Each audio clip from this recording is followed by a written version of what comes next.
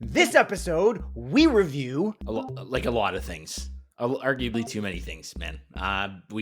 Yeah. Movies, television programs, trailers even we review. So many movies. Honestly, I can't even quite remember how many things we reviewed because we kind of did it out of order because we did this with like pickups. So I can't tell you exactly what we reviewed. We talked about focaccia bread at one point. We did. Yeah. The Alexander Cook's recipe. It's great. That's I would recommend that one. Yeah. This is a full-on advertisement for whatever Alexander Cook's is. Yeah. It's a website. It's good. Okay. Good to know. Okay, well, just look at the description. Yeah, just read the description if you want to know what we reviewed. We reviewed lots of things, so many things. It's crazy. In fact, my name is Simon Eady. And I'm Adrian Pinter. Welcome to Split Focus, a film and TV podcast, episode 108. Bow, bow, bow, bow, bow. That was good.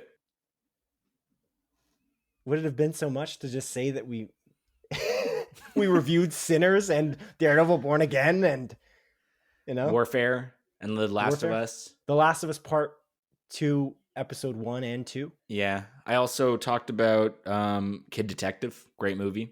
You did. Very good. Talked about that. Yeah. Kid Detective. Yeah, we talked about Star Wars. What we didn't give any notion that we even talked about Star Wars. Yeah. I feel like we failed in this cold open, We didn't really talk about the things we talked about. You're right.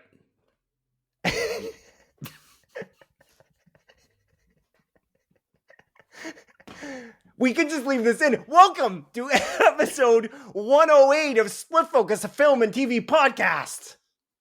I did that out of order. Again, I screwed up. You do it. You do it this time. My name is Simon Eady. No, sorry. And I'm Adrian Pinter. Welcome to Split Focus, a film and TV podcast, episode 108. All right, I'm so hungry.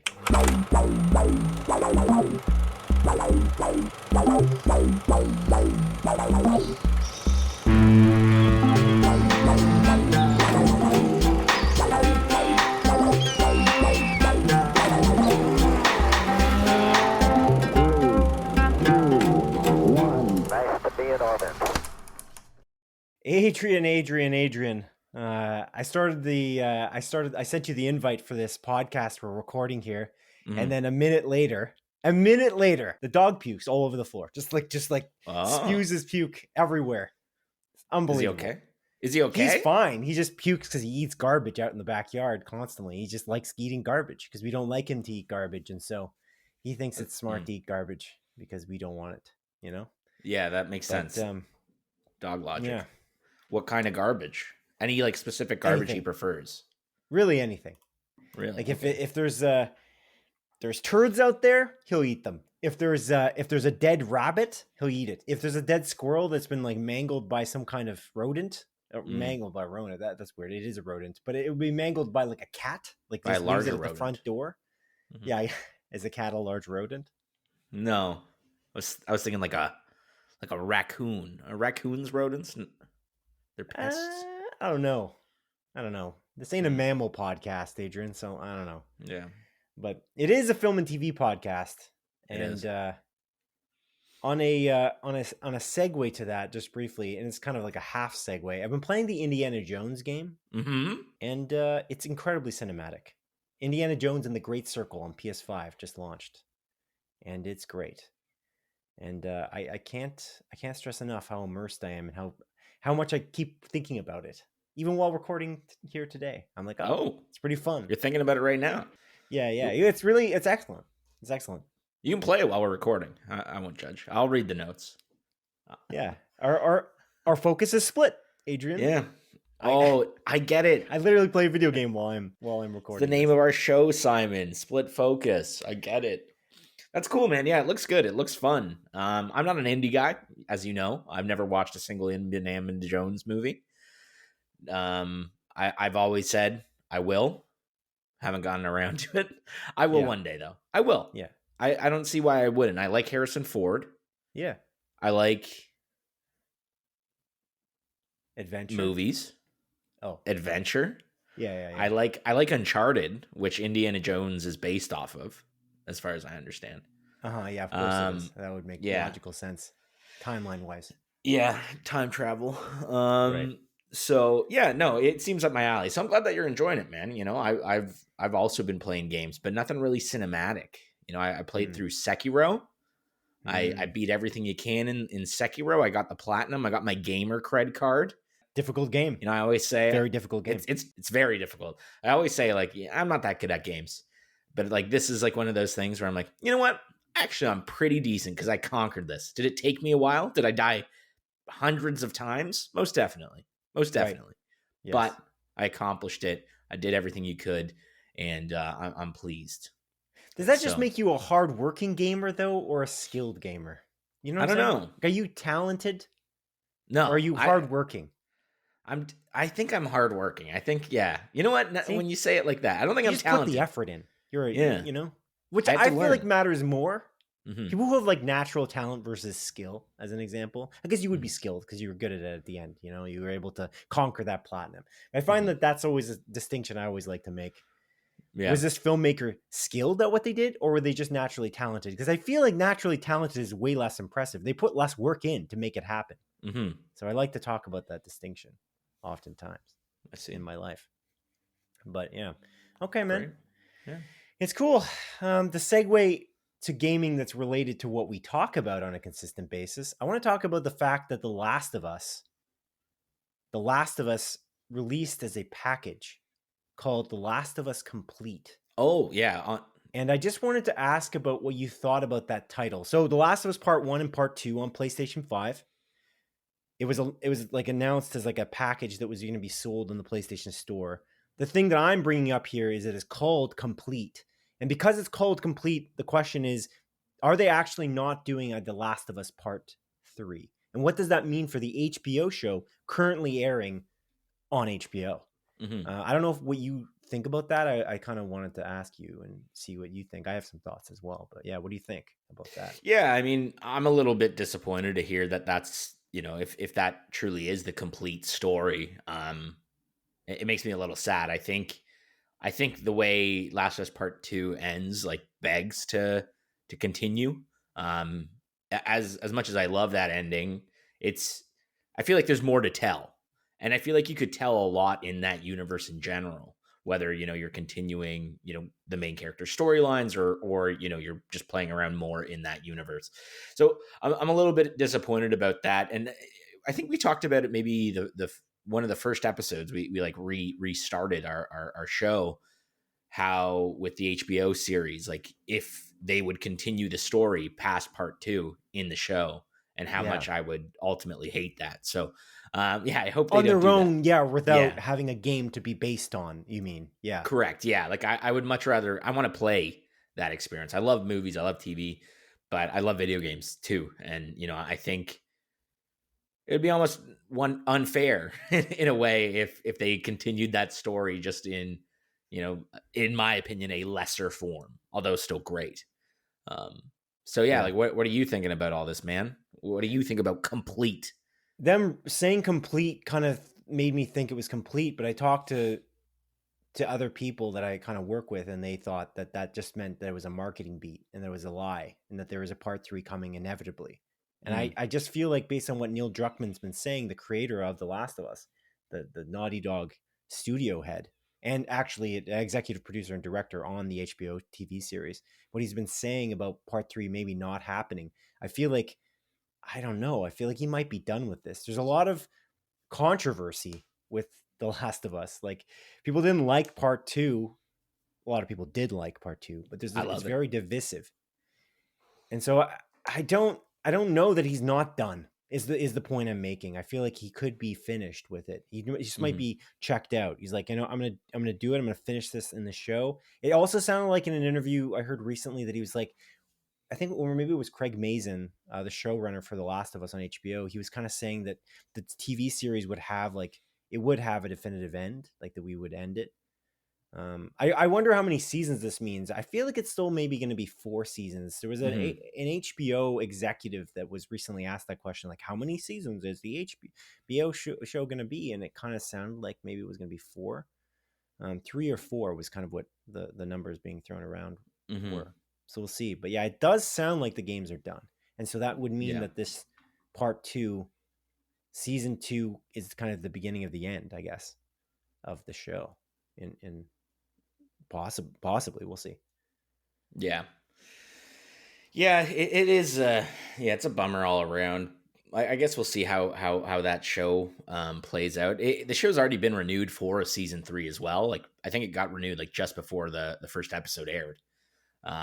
Spoilers So for the montage. oh, I'm sorry. I even scrolled down. I read through the montage. I just like quickly. I'm like, is it there? I couldn't see it. Simon. Maybe Which it's number not in is it? there. Maybe you're right. Maybe I just didn't include that for some reason. Oh yeah. Now you're making me look stupid. But I'm at the reading end of it the day, through. you're I'm the like, dumb idiot. You're the big I am dumb the dumb idiot. Yeah. That's weird. I wrote one. I didn't say it last week. Yeah. What Montage. the heck? One early montage that you didn't even write down. I'm bringing I it didn't in. write it in. Yeah. So yeah, it's already been renewed for a season 3 prior to the first episode airing. So yeah, I don't know. I can see them extending. I mean, part 2 is a long ass game, man. It's like 30 hours. So I can see them extending it to 3 seasons easily, like up to season 4. I say. Yeah. But again, 3 seasons for one game. Yeah.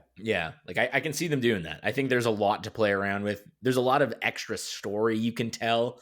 You talked about like flashbacks and everything like that. I think they could easily fill it in. Right.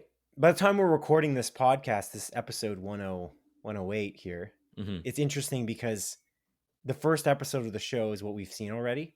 And it's crazy because the timeline is accelerated almost in that first episode. It's just kind of interesting to say, to think about how it's accelerated sort of for the game in a strange way. And then also simultaneously we're thinking that they're going to extend it to 4 seasons, which I think is funny. I know they're going to slow it down. It's going to get slowed down by a massive amount, I think, in episode 2, which actually in episode 108 we will talk about, because we're going to travel to the future and have that spliced in. But it is interesting. We'll see what it's going to be. It's interesting though, because like in that first episode, they're planting seeds for things that never happened in the game. So I feel like already, like you can, add episodes that have nothing to do with what happened in the game at all. So I'm very curious how it's all going to play out. I know I was like a little softer on that first episode compared to you. I thought it was good, but like, I didn't love it. And I know you thought it was like genuinely great, or excellent, I think is the word you use. So hopefully I'm much higher on the second episode. I would like to be. We'll see. I guess we'll see in this episode. I was split focused. I guess we'll see in like an hour. Of listening time for the audience. But but not us. We won't see for at least another 6 hours and 39 minutes, Simon. Man, time travel is a beautiful thing, isn't it? Yeah, it's crazy. All right, let's move into some of the a few quick bites of film and TV industry news, Adrian. A few quick bites. Yeah, I set you up for that. But yeah, the first thing I want to talk about briefly here, man, I'm kind of annoyed with the situation with the Minecraft movie, a Minecraft movie, I guess, because it's called a Minecraft movie, directed by Jared Hess of Napoleon Dynamite fame. Yeah, I think that the way that audiences are reacting in the theaters, throwing popcorn on the floor and yelling and screaming and bringing chickens into theaters, like live chickens into theaters, for that, especially for that chicken jockey scene, I think it's disrespectful. I think parents just sitting by and saying, "Oh, they're just kids," or Jared Hess specifically, and this is the biggest thing that I think is ridiculous. Jared Hess saying, for instance, "It's weird." He said, quote, "It's weird when you're having too much fun and the cops get called. It's funny because I think it's just literally cheering and throwing popcorn, which is so funny to me that cops are getting called for popcorn. Yeah, it's hilarious. I've seen so many funny videos. It's great, especially when people are climbing on their friends' shoulders and standing up and cheering for those moments. It's like this crazy anticipation, but man, I'm just glad people are making memories with their friends and family." Unquote. Jared Hess, go to those fucking theaters and clean it up then. Don't make these like minimum wage workers clean it up after your fucking fans are going crazy. Jared, why don't you go direct the Kool-Aid movie, Jared? Yeah. How much money did he make, as an example? Like, contrast that with this is so, it just seems so out of touch with reality. But I just think, like, there's like a lack of common decency more and more, and this because of precedents set by things like this. And I think a good example of that actually is we just saw a movie in IMAX, which we're going to talk about in a short while. And the experience in the theater wasn't good. I'll throw it to you because I feel like you're passionate about this. Yeah, there's some dumb twat sitting like two rows in front of us, and the guy was on his phone for quite literally like the entire movie. The entire movie, he's just texting on WhatsApp. What do you got to say? And he's like sending like 18 messages in a row to someone. I feel like he was probably fighting with his girlfriend. I hope your girlfriend breaks up with you, you bald bitch, texting in the goddamn theater.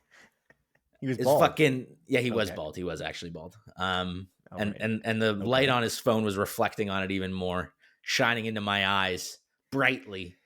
Fuck that guy. I hate that guy. And then there was a few seats down from us. It's okay if you're bald, by the way. I'm not talking shit about bald people. I'm just talking about shit about this one specific fucker. And then there's these three people seats down from me to my left-hand side, and they were just yapping the entire movie. Shut the fuck up. You're in a movie theater. We're paying the extra money for the IMAX experience. Well, I didn't pay. You paid for my ticket, which I really appreciate. Thank you, Simon. But it's like, fuck you guys. It is expensive too. Like these are like, I'm surprised they're doing that because it doesn't make any sense. Like just go to a different movie theater. Yeah. Like I had that theory. Don't go to the movie theater. No, period. Don't go to the movie theater. If you are going to bring in a chicken, throw popcorn, frickin' be on your phone, chat with your friends, don't go into the movie theater. Get out, break your legs on the way out, and then crawl to your car, drive home, and stay at home until your legs get infected because you never actually went to the doctors to get it checked. Yikes. Yeah. Okay. Makes me angry, dude. I hate it. I love the movie theater experience. And again, with Jared Hess talking about, cups getting cold for throwing. Dude, they're disrupting an experience. People paid money for this. I understand. It must be a cool experience for the people celebrating.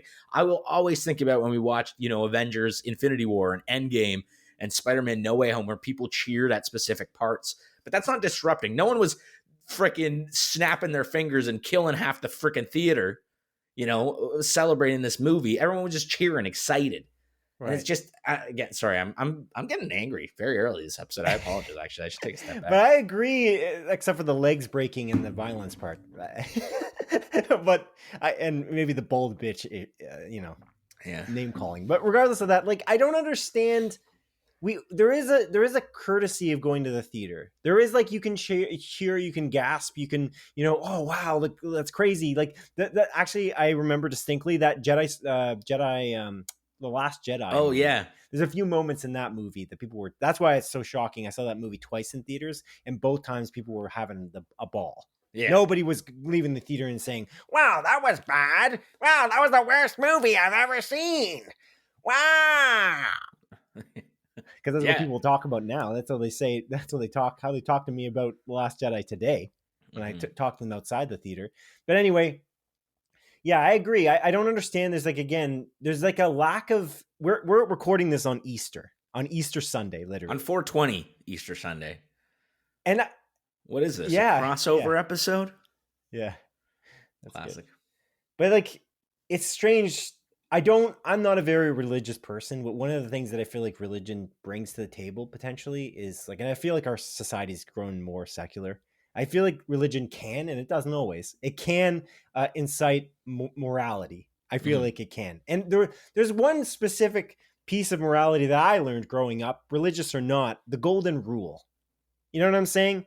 This treat idea others of the way you want to be treated. Exactly. One? You know it. Yeah. You know it. You know what I'm saying? And so there's this aspect that a lot of society lately, and even in political spheres actually, but just in general, they just don't follow the golden reel. The golden reel. Because that's the name of our podcast now. Actually, we're changing the golden name. Reel. That's not bad. Actually. Yeah. Huh.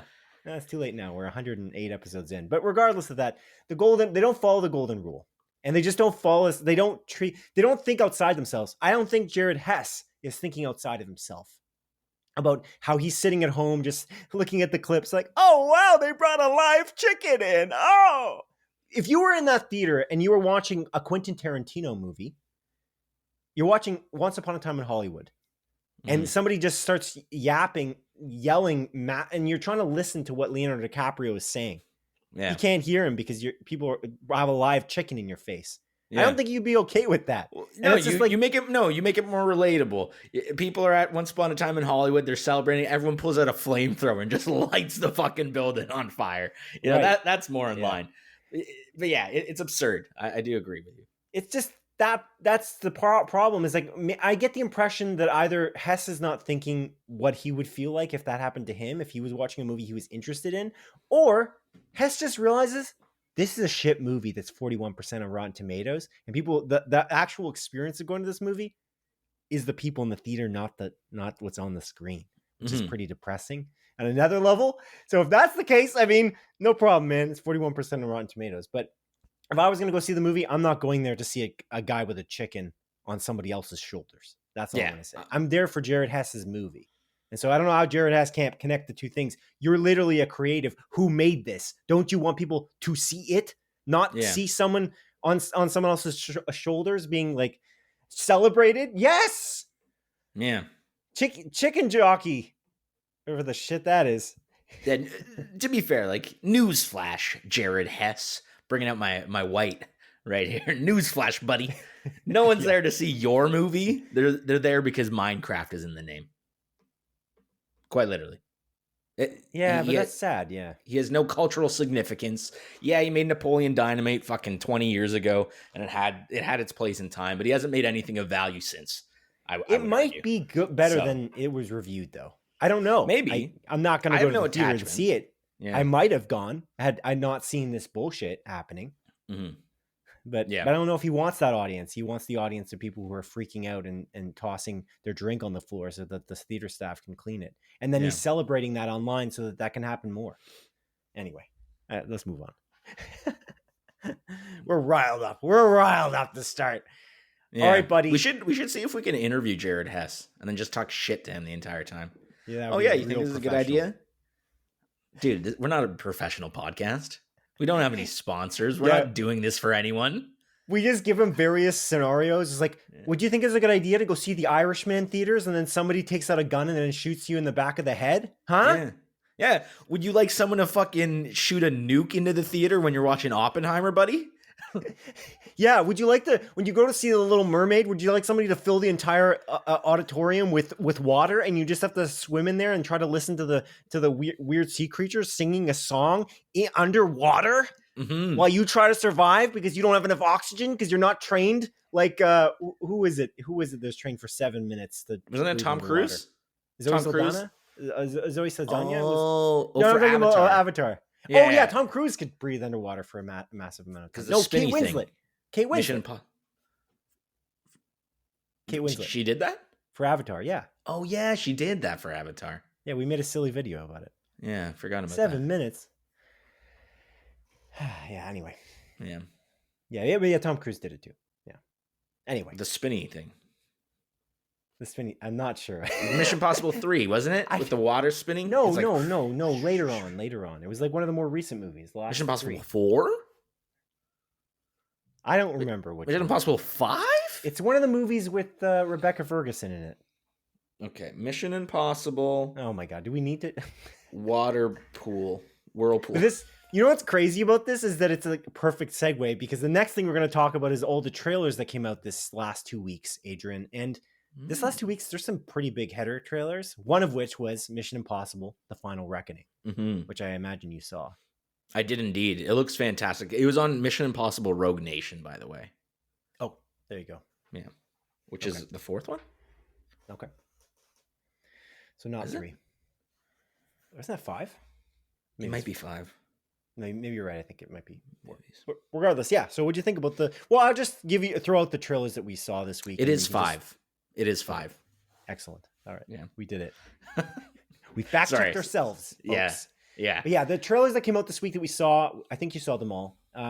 Mission Impossible Final Reckoning, the Pheonician Scheme trailer, Wes Anderson film, the Eddington trailer, Ari Aster's film, Fantastic Four First Steps, like a bigger, like bolder trailer, and then the new 28 Years Later trailer, which revealed a lot more than the first one did, certainly. Any of these stick out to you, and what did you think?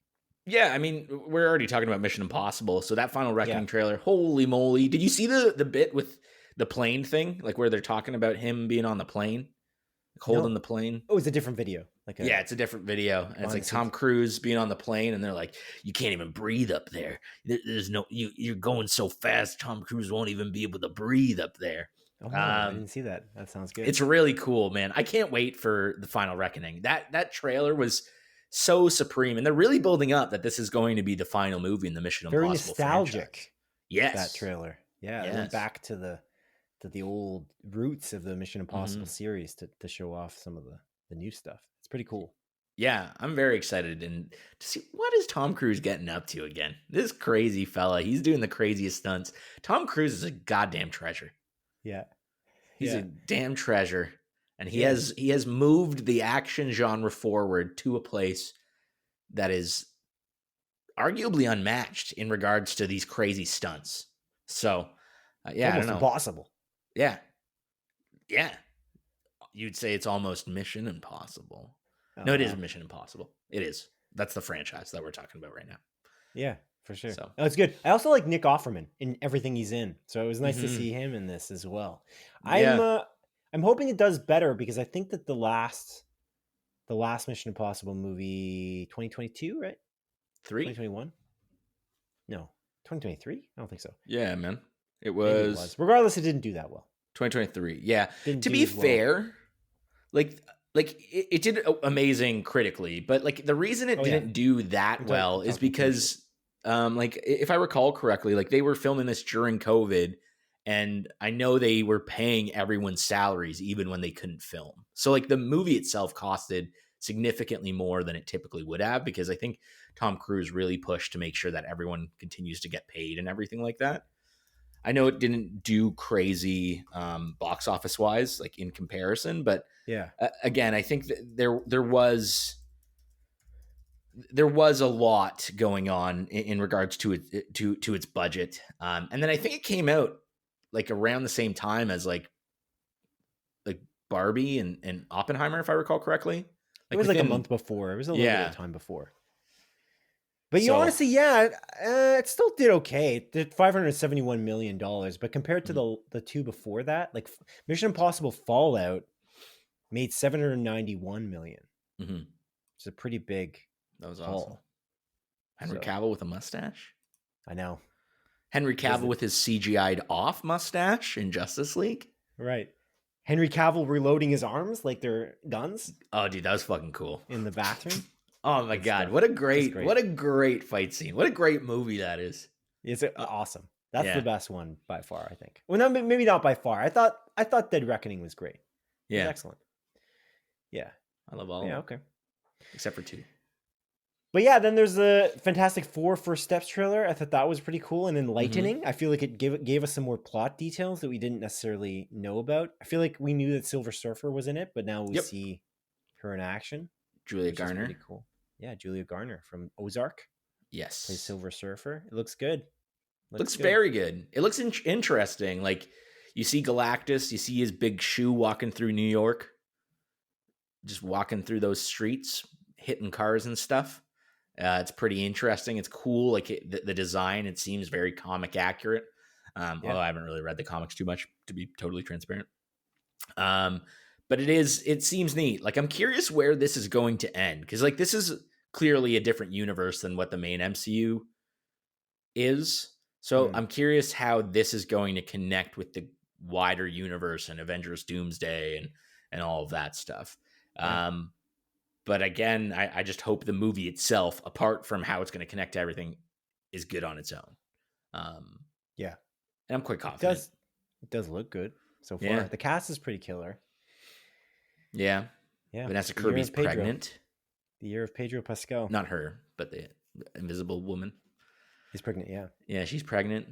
Yeah. Pedro Pascal, also it gives a whole new meaning to First Steps. Yeah. I guess. Yeah. Is that what that's supposed to mean? Yeah. I was assuming that First Step stood for Galactus's big shoes walking through New York City. His first. Oh, there's also that. Lots of first steps. Wow. You also see Fantastic Four for the first time in the MCU. Yeah. Yeah, there's so many first steps. Okay. The music, the theme that they have is so good for it. Where it's like singing just like Fantastic Four, and like the way it Michael does that. Giacchino, man. Michael Giacchino kills it. He's a good guy.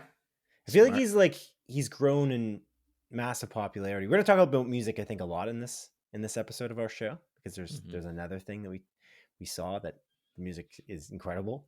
The sound design is incredible. But yeah, Michael Giacchino, he really does a good job with everything. Up, Lost was kind of two of his starting spots, but the Pixar's Up was excellent. Of course, that score is incredible. Inside Out, yes, so good. Yes, so good. The Batman, more recently. It's true. He did the Batman. Yeah, his directorial debut in the Werewolf by Night. Yeah, that was cool too. Yeah, pretty awesome stuff. All right, well, any of the other trailers stand out to you? Dude.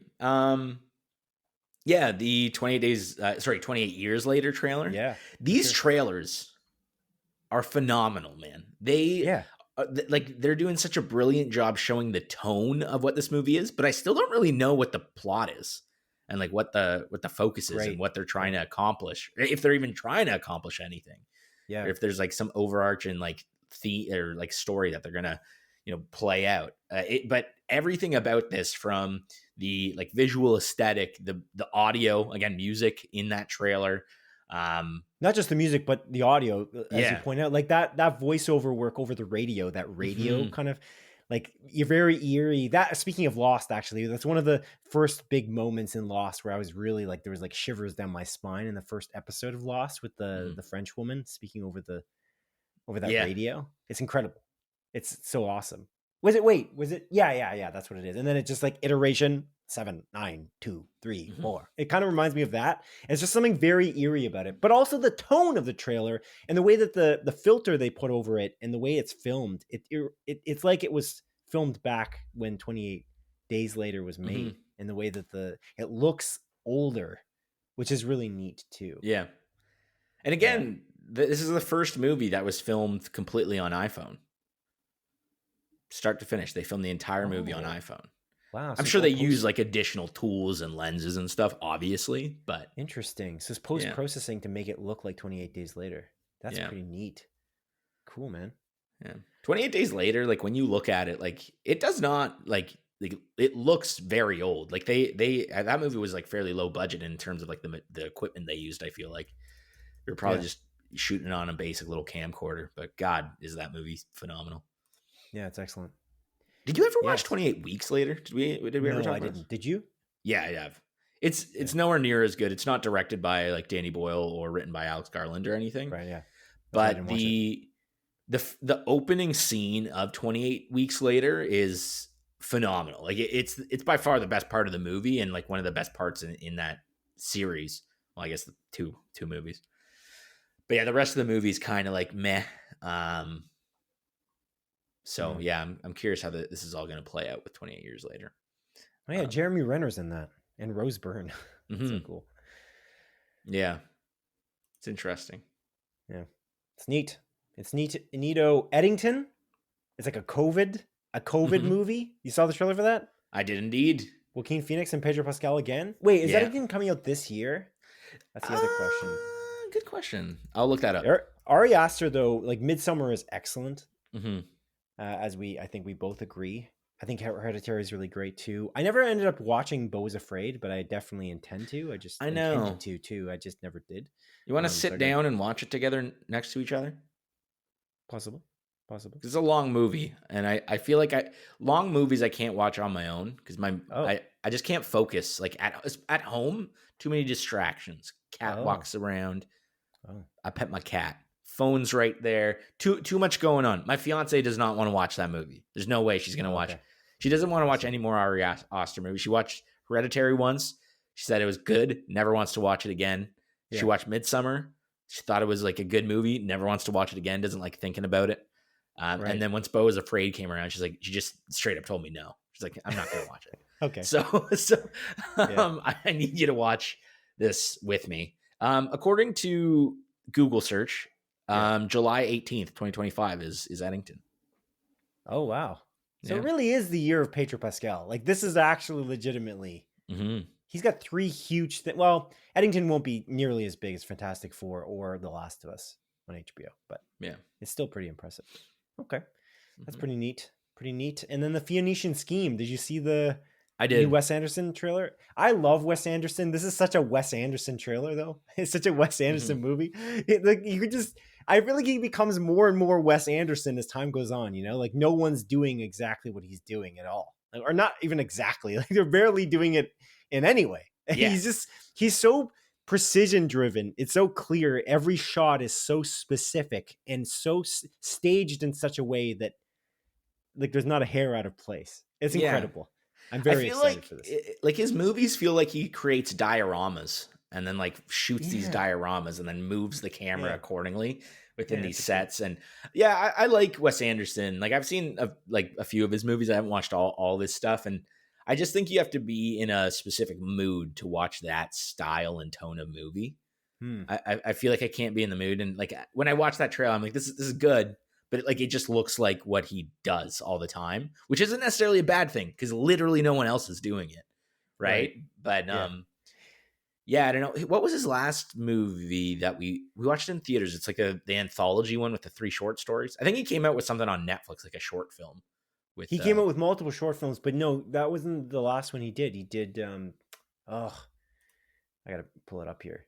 He did I really liked it too, and now I'm forgetting what it was. He did just a regular, not a that was a strange anthology inside a movie with the one you're talking about. The French Dispatch was the thing he did.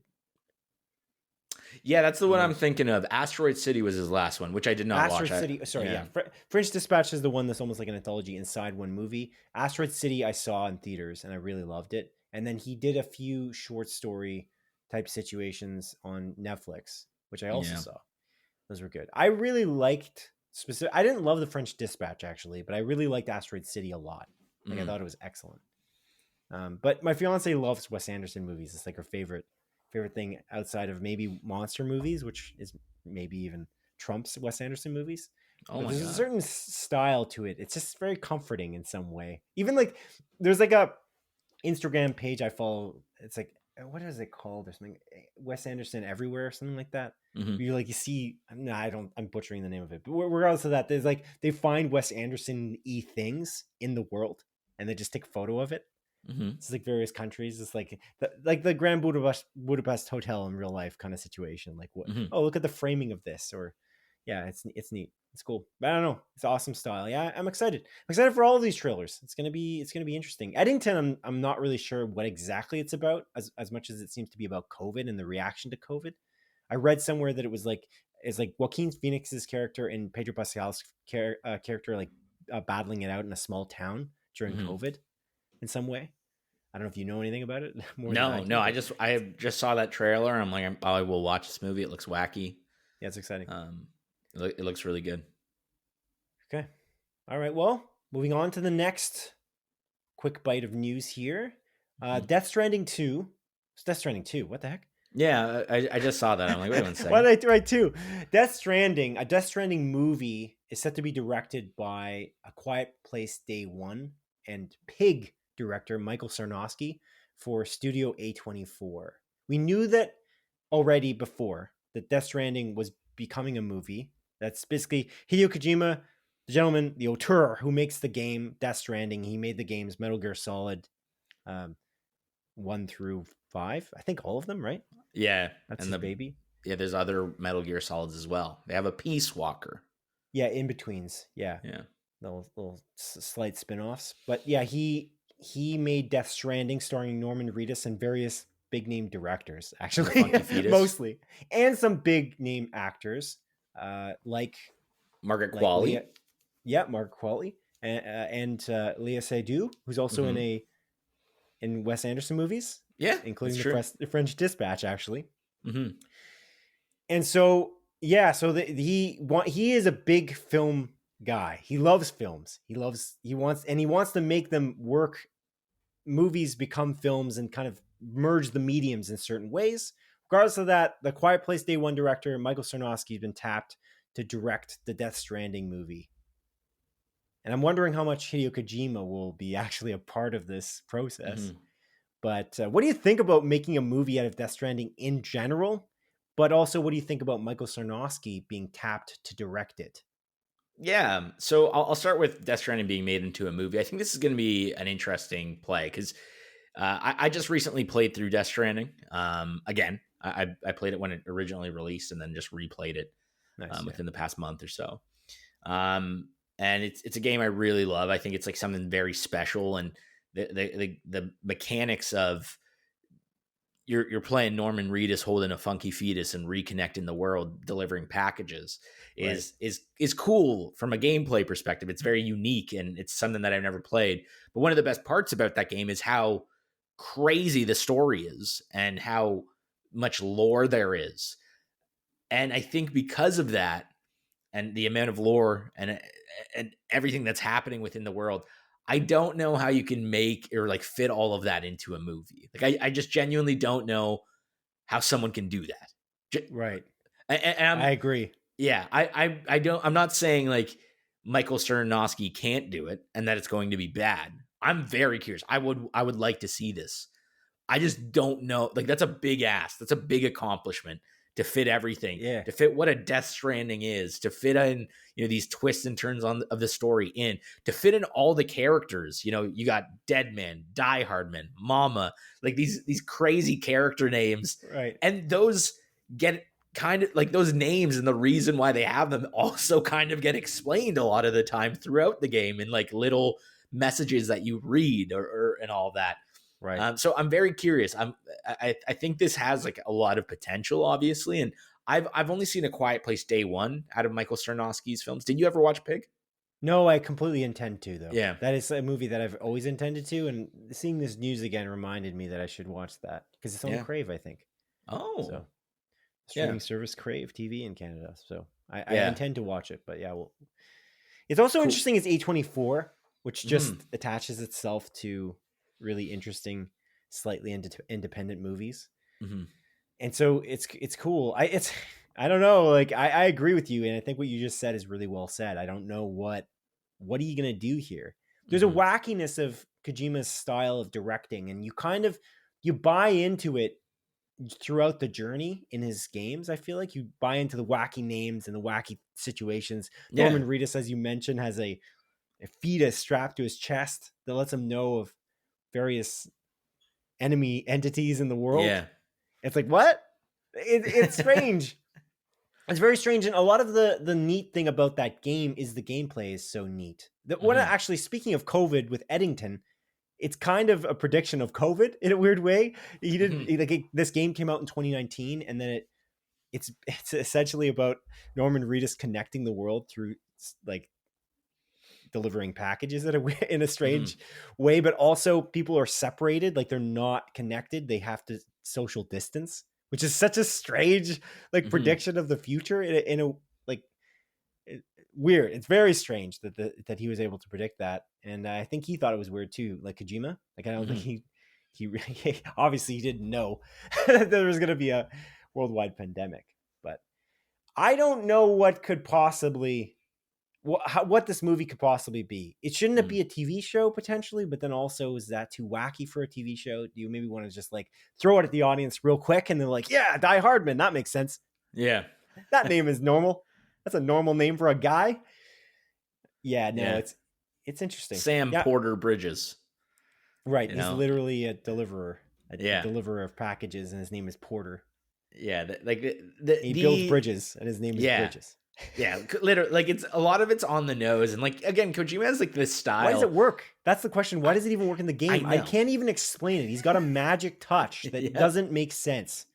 He's an it, it's just on the cusp of being like over the top and weird. He just knows how to balance that level of campiness and cool so but he well. can dial it back. Like it is over the top. It is. Like that Mhm. that is for sure a fact. It's over the top, but he dials it back to a point where we can accept it as an audience and we don't think this is campy nonsense. Yeah, You know? Like how does yeah, he like do it? It's cool, dude. And, you know, and again, like coming up with characters that, like Hartman, like is a character in the game, and like he lives his life on 24-minute cycles where he dies for 3 minutes and then comes back for 21 minutes, and then it just continues to repeat. And that's his entire life. It's like, how do you come up with such cool ideas like that? And for whatever reason, it makes sense in the confines of this world. And like he plays around with it, and the characters are just kind of like, yeah, that's kind of weird, but like it makes sense. Like it's very neat. And I don't know. I'm curious. Like I really liked A Quiet Place Day One. I don't think it's as good as, you know, part 1 and 2 of A Quiet Place, but it is still a really good movie. It's heartfelt. It's I really enjoyed it. So again, like I hope this guy does well. And you know, A24 I think has mostly a good track record in the movies that they decide to make. I think recently they've had a few misses. I think like Y2K was like a pretty big miss. Like both like critically and commercially. I had another one, but I forgot it. That Death came of a out. Unicorn was okay. Yeah. Death of a Unicorn. That's actually another example. That is like, it's just kind of fine. But we'll be talking about a movie they just came out with recently a little later as well, which was phenomenal. So again, Right. I think their track record is typically very good and it's positive. So Yeah. and honestly, I'm confident that Hideo Kojima likes a lot. Like he's a big film buff. He probably loves a lot of A24 movies, and I'm sure he seeked them out. I would not be surprised if he was like, I want A24 to produce this, to like make this. Yeah. And he probably chose Michael Sarnoski to direct it as well, because I'm confident he likes the movie Pig and was like, I want this guy to. It's got to be. Yeah, gotta be. Like he has a vision, and like you mentioned, there are a lot of big directors and actors in his games. Like again, Mads Mikkelsen's in the game. He has that's another big one. I didn't say him. Yeah, Guillermo del Toro is a literal character that like he doesn't voice his character, but his body's in it. He has Nicholas Winding Refn, the guy that did Drive, in this. Like there's so many people. Conan is in it.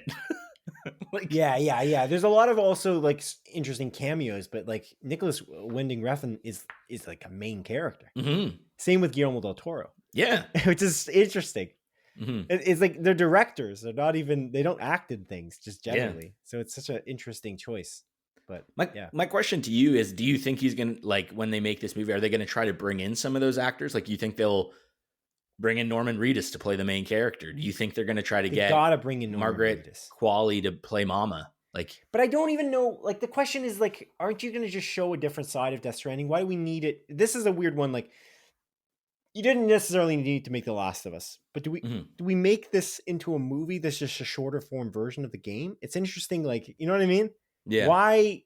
I don't know. I think you're smart to bring in Norman Reedus as the main character, or you do something completely different. If you're not going to do Norman Reedus, don't do the story of Sam Porter Bridges. Do something different inside the world. That's kind of my perspective. Because I feel like he's an actor. He's acting today. It's not like he just retired. And I'm sure he would love to do it. It's a big A24 film, potentially. Yeah, just do it right. Do it that way. It's like, but how can you tell that story in the timeline of an hour and a half to 2.5 hour movie? I don't know. Good luck. Good luck to you. Let's see. How long are all the cutscenes in Death Stranding? Oh, good question. But they're not even gonna. They have to they have to take out some of the elements of the story. There's no way they're gonna try to cover it all. Regardless. So right now, the game movie, all cutscenes. Interesting. So one. Okay, it's this Gamer's Little Playground is the YouTube channel. Sounds. This is who you trust. This is who you trust. It's 11 hours and 17 minutes. Okay. And then there is another channel called Gamers Prey, and that's 7 hours and 22 minutes. So either way, at its short, it's 7 hours and 22 minutes. At its long, it's 11 hours and 37 minutes. But that doesn't even include all the dialogue that happens when you're just delivering packages, or that are just like in the notes that you find around the world, and in the emails that you receive from the people that you've connected. So the stuff when you're delivering packages, like when Norman Reedus says, "Hey, this is like a ride with Norman Reedus." Yeah, I love that. That's Yeah. so good. Yeah, when you make, because you can make a motorcycle in the game, and it's literally like I think it says like reverse trike. It's like ride version or something like that, like Yeah. ride, and then so it looks like the motorcycle from Yeah, it's Ride incredible. with Norman Reedus. Right. Yeah. All right. I guess we'll see. Yeah. Okay, We will. cool. Well, let's move on to what we've been watching this week, Adrian. Okay. We have been watching a lot. I'm going to stick to the stuff that I think that we watched together and that we're going to talk together about. So I'm going to throw it to you if you've got anything you watched not with me or alongside me in a separate home. Yeah, Simon, I got a couple of things. The Valley is back. Season 2 of The Valley. Oh, dear. This is a spin-off show of Vanderpump Rules. It stars Jax Taylor from Vanderpump, Brittany from Vanderpump, Kristen from Vanderpump. Oh, yeah. Yep. So yeah, season 2's back. This season looks like it's going to be wacky, crazy, the drama. Oh my God. Anyways, I won't talk about that because I know you care a lot about it, but I don't want to waste the listeners' time. Okay. Sure. But I've been mentioning I'm watching the OC with my fiance. We're on season 3, and one of the main actors in the OC is Adam Brody, right? Yeah. So me and my fiance are a little bit on maybe an Adam Brody kick. We want to see some things with Adam Brody in it, right? Because we watched Nobody Wants This last year, which is like him with Kristen Bell, Netflix show, really good. It's like kind of like a rom-com, but TV show. But he came out with a movie back in, or that he started in a movie back in, I want to say 2022? No, 2020. Shazam. No, actually. Shazam 2, the second Shazam. Yeah. With Adam Brody. Yeah. No, it's a 2020 film called The Kid Detective. Oh. And it is, again, stars Adam Brody. And the premise is quite simple. It's Adam Brody. He's 31 now. But when he was a kid, he in the small town that he grew up, he was like a very good detective, and people really loved him. They would hire him for a bunch of things, like, oh, who stole my locker money, all of that sort of stuff. Just like these kind of small things around town, and he was very gifted at it, right? But after he was running that for a couple years, and his secretary when he was a kid was the mayor's daughter, and this happens in the first like couple minutes of the movie. So again, I'm just setting it up. But randomly, she was kidnapped, right? And the police are like looking for who kidnapped this young woman. And when they traditionally would reach out to him to help with these like smaller cases, they shut him out, and they didn't want him to help because it was like a very serious crime. So he kind of grew up after, like it happened when he was like 14 years old. He's 31 now. And from that point on in his life, he kind of started questioning if he was actually a good detective or if it's kind of all in his head. He could never figure out who kidnapped like this young woman. And it kind of goes from there. So he's 31. He's kind of washed up. He still has his detective agency. People kind of show up asking him to like find a cat, but nothing real, until this young woman shows up to his office and asks him to solve the murder of her boyfriend that got killed like a few nights ago. So that's kind of the setup of the movie, and him kind of going out and trying to figure out, who killed this kid, even though he's kind of a washed out detective. He's not a cop, nothing like that. Right. He just is this old kid detective. And it's a very, very good movie. Like I genuinely loved this. I think the tone of it is really great. It's very dry. The humor throughout the movie is very dry. Adam Brody plays a very like sardonic character, very like monotone the way he acts, but it adds a lot of humor to the situations that he like puts himself in. But it's not a comedy. Like I think it's a drama and kind of mystery first, with a lot of comedic beats like sprinkled throughout. And something that I highly recommend, like if you want like just a good sort of like, I guess, murder mystery, for lack of a better term, like a mystery movie with a incredibly satisfying conclusion, I highly recommend The Kid Detective. I think it's rated quite well on Rotten Tomatoes. And again, like Adam Brody does an amazing performance, and it's cool to, when you're watching kind of like this actor, because he's young in the OC, he's like early 20s when that's going on. Now he's like kind of 40 years old when that movie came out, or late 30s. I don't know the exact timeline, but like to see how similar he looks, but also like kind of his acting mannerisms, how it still is kind of like some of the OC, like one of his earlier jobs in the OC, and how he like kind of acted in that movie translates to a movie that came out, over 15 years later. So, have you ever heard of The Kid Detective, Simon? I think I might have heard of it, but I definitely have not seen it. I don't think I've even seen a trailer for it. It's 85% on Rotten Tomatoes, though, so very well reviewed. Yeah, pretty cool. I genuinely enjoyed it. I really recommend it, man. If you want to watch a movie, you sit down, watch it with your fiance. Give it a look, dude. Give it a look. I can't remember if we watched it on a streaming service though, or if I rented it.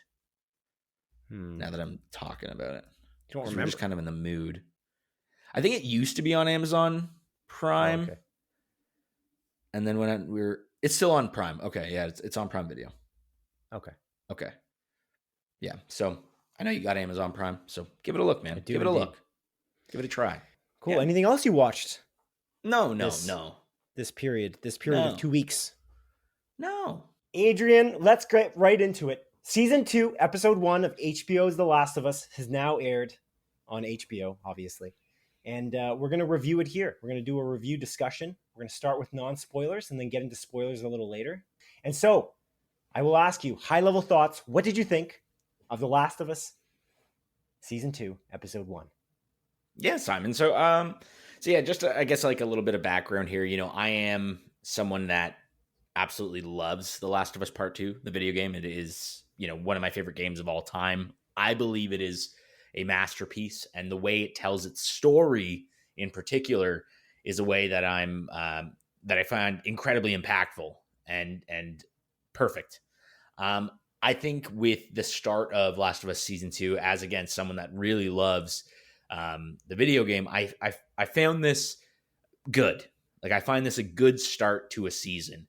However, me kind of coming in here with, I guess specific expectations on how this story has been told and how I want it to be told, left me a little, I don't want to say disappointed, but confused. I think they do some pretty substantial changes to how this story is going to be told, in particular with the first scene of this episode that really threw me off. And yeah, again, it just, for something that I'm arguably very, very, I don't want to say protective over, but something that I love so much in how it's done. Again, kind of threw me for a loop watching this first episode, but I do think it is really great. I think the casting is phenomenal. I think it looks really good. Obviously HBO comes in with very high budgets for their show, and they're willing to create something that looks spectacular, and I think this show does look spectacular. But yeah, I ultimately think it's a good start, and that's really how I feel about this. What about you, man? I thought it was excellent. I thought it was a great start for season 2. I remember the game, sure. I think that they said they were going to do changes, and I'm good with them. I think it looks to be on a pretty good pace for the next 7 or next 6 episodes, I suppose. I think that, as you said, the production design is killer. I think the writing is killer. I think the cinematography is killer. Like the way, obviously, the production values for HBO are very high generally. The thing that I feel like I really like, though, is the pacing. I thought the pacing was quite good, and I thought it was quite exciting throughout. I thought they did a great job trying to throw in action where there maybe wasn't in the game in some weird way, even though the funny thing is I feel like in the game there's more action overall than like the first season of the show, as an example, because it's a TV show and it's not really all about the actions. You can really put drama in there. But I didn't think it was boring. I thought it was pretty exciting in the right ways, and I think they did a good job with that. I think the ensemble cast killed it. I think that the consternation about Bella Ramsey not being the right choice to play Ellie is stupid. And we've seen this online repeatedly. It happened for the first season, and it's kind of happening again for some dumb reason. And I think that's it's just completely dumb. And I think when you watch like Pedro Pascal and Bella Ramsey play off of each other in this episode, it kind of just, I feel like, dispels that for, I hope, for everybody. Just because Bella Ramsey just did a great job. Yeah, Yeah, I tend to agree with you on that. I think I was a little worried going into this season because of the trailers and how, this season takes place 5 years after the first season, like where the first season ends. And, looking at those trailers, I found that Bella Ramsey's Ellie did not look older. Like I thought she looked like the same 14-year-old girl that she did in the first season. But as this first episode played out, I quickly realized I was wrong in that assumption. I think Bella Ramsey's performance in particular, how well she conveys that extra level of maturity while still being, kind of young and fun and wacky like her character is. I think they did a really good job kind of showing that, and even just kind of the outfits that she's wearing. And she does honestly look like a 19-year-old kid, versus that yeah. 14-year-old girl that she was in that first season. But I do agree. Like I think the way her and Pedro Pascal play off each other is great. I think there's a lot of impact in that. Yeah. Cool. Yeah, there's one particular scene I talked about production design Mhm. that sticks out for me in the games, and there's just one scene in Jackson that really pulled me in as an audience member of the game, as a fan of the game, and as a fan of the game before the game even launched, because at an E3 event, PlayStation had put on this huge show where they had the audience kind of go into this actual location, and they pulled that location so well into this season, into this Mhm. episode, that I was like shocked. I thought it was great. The way it was shot was brilliant. It Yeah. made me feel like I was transported back to when I played this in 2020. It's Yeah. It's it's almost a crazy. shot for shot remake of that exact scene in the It, game.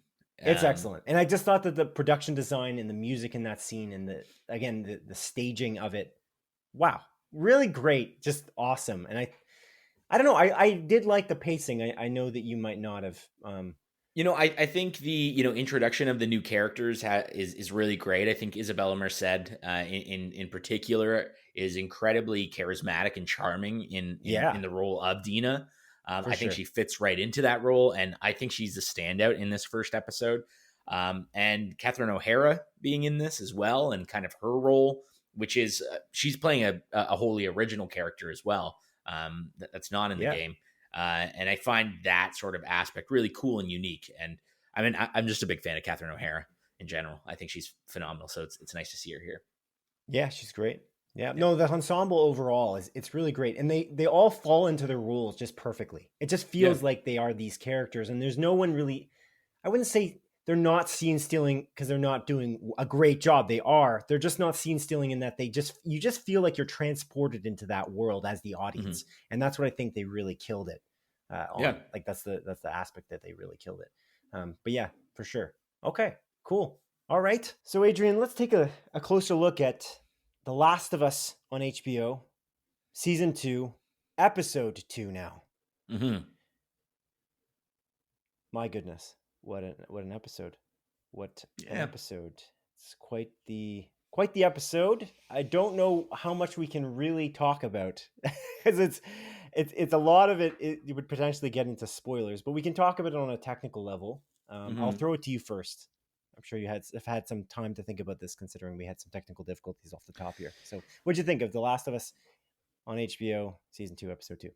Yeah. I think this is a great episode. However, there was a few things about it that there's a couple things about it that I'm going to nitpick on once we dive deeper into spoilers, but there Okay, are a couple of big things about this episode that I think is weird and a bad creative decision in a lot of interesting. ways. Okay, Um, which again, we'll dive a little bit deeper into it. There were actually like actual points in this episode where I felt like the writing was like kind of bad, weirdly enough. interesting. Um, I not don't know what you necessarily mean. in the dialogue, but in what occurs. Okay, So again, we'll dive into that a little bit. I really like young Mazzino as the character yeah, Jesse gets a little bit more play in this episode. Amazing, he does a stellar job, impeccable. Even I loved him in this episode. Again, gets more play than the first, and I think this guy is really just fitting into that role so well. I think the yeah, performances from everyone were amazing this episode. mm, Some emotional beats that really hit hard, honestly. Um, but again, there was enough to, I think, hold this episode back a bit, and I'm excited to kind of dive a little bit deeper into that, and maybe you'll convince me otherwise. But yeah, what did you think about this, man? I really liked it.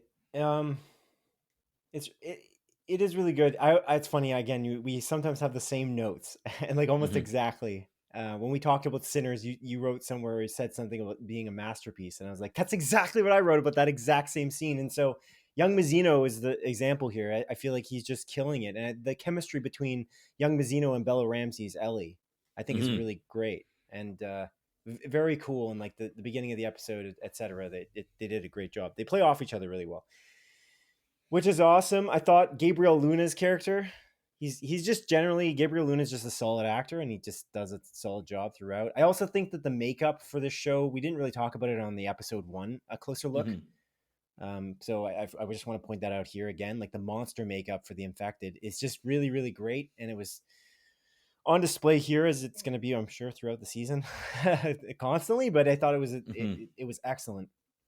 I also think that on a plot perspective, they set up the anticipation fairly well throughout this episode.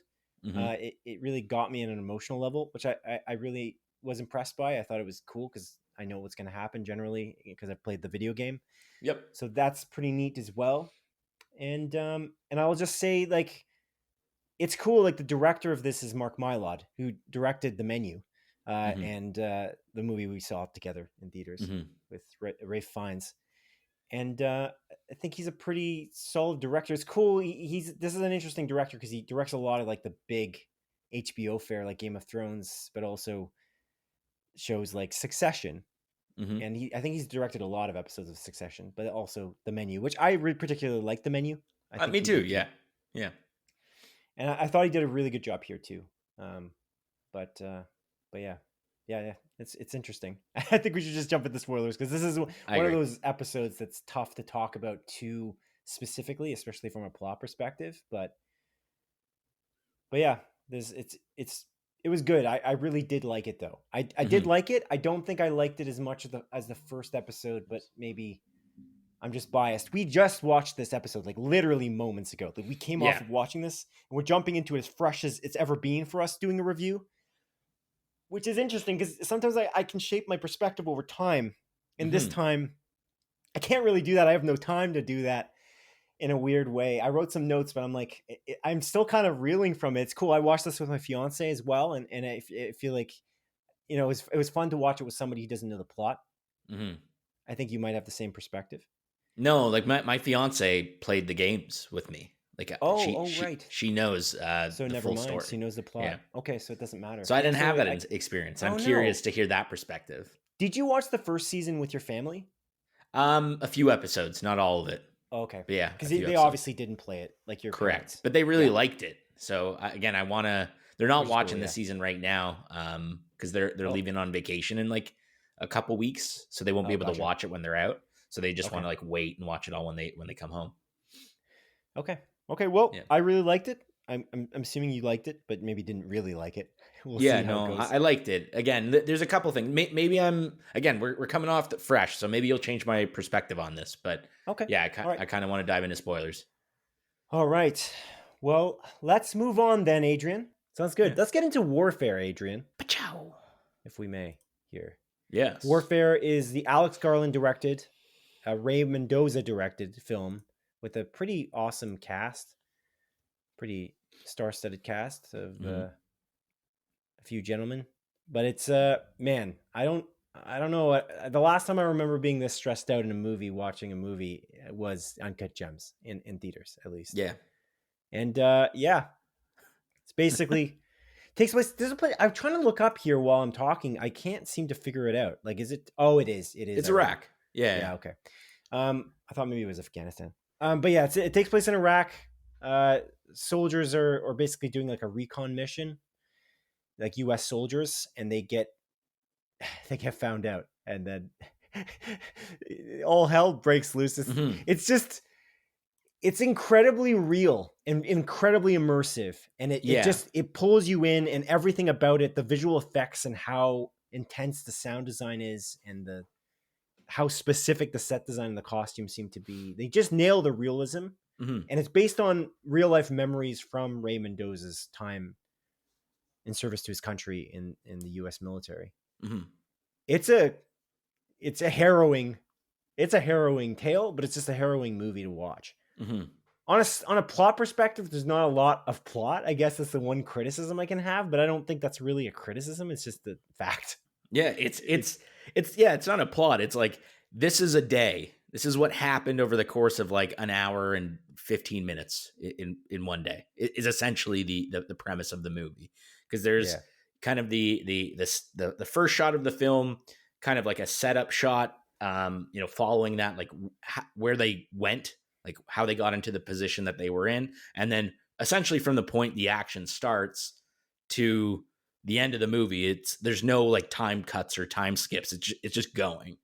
So yeah, like not much of a plot, but again, it's based on real life. It doesn't necessarily need one.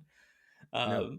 It's No, it's not really a hero story or anything like that either. Like, no, and it shows the horrors of war in probably the best way that I've ever seen it. Like Mhm. I think personally, because Yeah, the problem with a lot of war movies, just traditionally, is they kind of glorify war even without trying sometimes.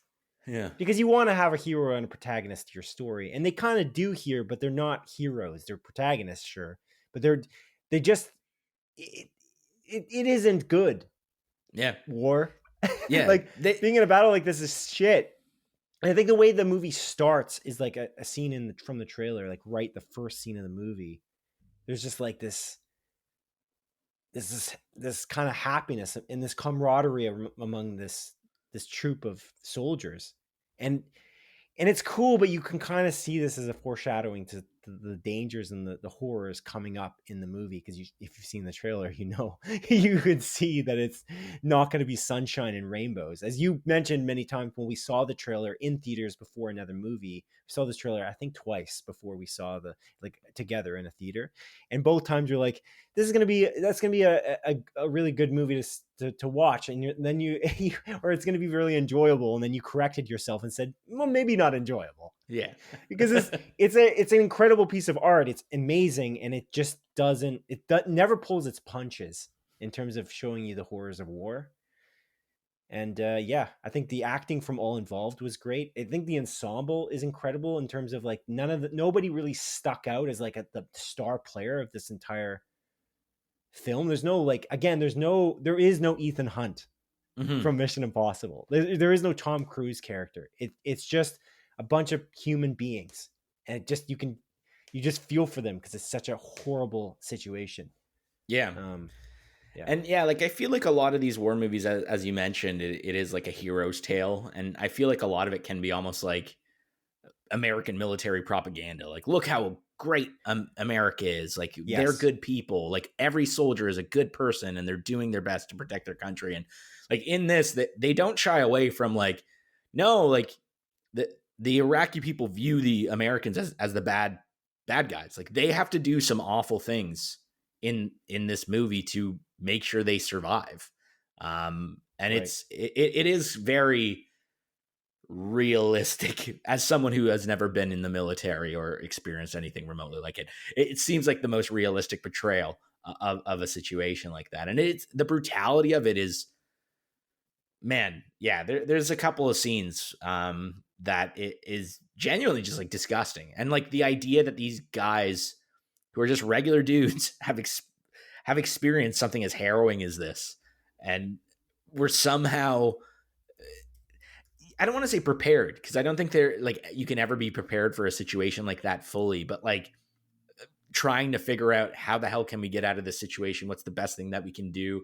All of that. It's so well done. And the anxiety of all the actors, I think, really showed through. And again, like, as you mentioned, this was directed by Ray Mendoza. And he is a character in that movie. There's someone that plays him, but he's not the focus of the movie at all, which is kind of crazy. Like, and I think I'm sure there was a lot of conversations had between a lot of the guys that were in that situation to kind of fill in the blanks. And yeah, I think this is like a brilliant piece of art. I really, really love this movie a lot. Don't know if I want to watch it anytime soon. No, yeah. Again. It's like seeing Midsummer again or Yeah. something like that. Yeah. The amount of levity is interesting too. Like there's a camaraderie in the beginning of the movie, and then you kind of get this idea that this is their situation. They're living in this situation, and they're joking around with each other because this is the situation that they're in. Mm-hmm. There was somebody who recently told me, like, they were talking about The Last of Us, and they were saying, like, no, they wouldn't do this in the apocalypse. They were talking about, like, the idea of going after somebody for revenge, as an example, and that's just not something you would do in the apocalypse. And I was like, are you sure though? The thing is when somebody finds themselves in a situation, their mind, their psychological state adjusts to that situation, and they live in that moment.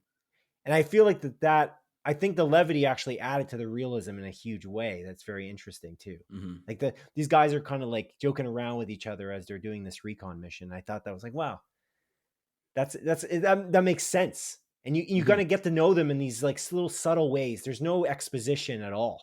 Like the lack of exposition is also incredible. It's just, we're going to show you, not tell the whole time. And it's incredible. It's like they also like the demonstration of the fragility of human life is a note I have here. It's like, Jesus Christ. Like, it's crazy. It's really cool. And I feel like, again, I don't think I've ever seen anything that's so much of not a glorification of war, like where it's a war movie that really is it's a cautionary tale more than anything else. And I bring this up as well because you said something, you kind of you hinted at this earlier, but you kind of mentioned this, but like the trailer, I was watching the trailer initially and on YouTube again, and when I scrolled down, somebody's like, oh, it's a propaganda film for the United States military. It's like another propaganda film for the United States military. It's like, you got that from the trailer? Where? Like, I was like, what are you talking about? And then if you watch the movie, like, how can you watch the movie and feel like that? That's the kind of the question, I feel like. Yeah. There's no way. And you mentioned that idea, like, it's not a propaganda. It isn't. Like, to me, it isn't. I don't know. I mean, I guess you could watch it if you're kind of, something's up with you, I guess. I guess. I don't know. But it isn't that. And yeah, I will also say that the sound design specifically, oh my God, is so excellent. There's this moment where they have these like radio calls going over the radio, and that just because of the moment that they were in the plot line, it was so anxiety inducing. I don't think there's also a thing where, like, you and I both, for not this reason at all, but we've been on radio before, radio comms, and when you're on talking to somebody in person and you're on a radio comm at the same time, it can be really annoying. Like, it's just really annoying. And it kind of put me back into that situation, but times 25 million in a weird, like not similar at all, but it's like, I you know what I'm talking about?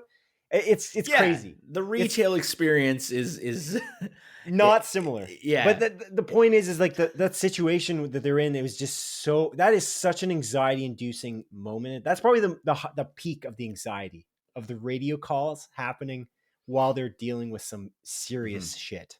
It's unreal. On a technical level, this movie is flawless. I saw, before you came into the theater, because you went to the bathroom, we spoiler alert, we watched Sinners yesterday in IMAX. And so that's where the bald-headed fuck was that was on his phone the entire time, with three people yapping. And before you came into the theater, they were doing an advertisement for Warfare, and they were talking about how, I think it was like Will Poulter, one of the actors in the movie, and Will Poulter was talking about how they were running multiple cameras at the same time, and you never really knew when they were exactly filming sometimes. So they called it almost like a stage play. Where they were staged, they always had to be on their game constantly because you didn't know when the camera's going to come around. It was almost like a continuous oneer. Like you're doing a one-shot take of the whole thing for certain aspects of the film. They're like 10-minute takes sometimes. I was like, wow, that's really interesting too. Because these guys, again, you can see it. They're immersed. You as an audience, you're immersed. Everyone just kind of falls into it. Like you're there for real. They filmed this over like a course of a month or something like that. It was like a really small period of time.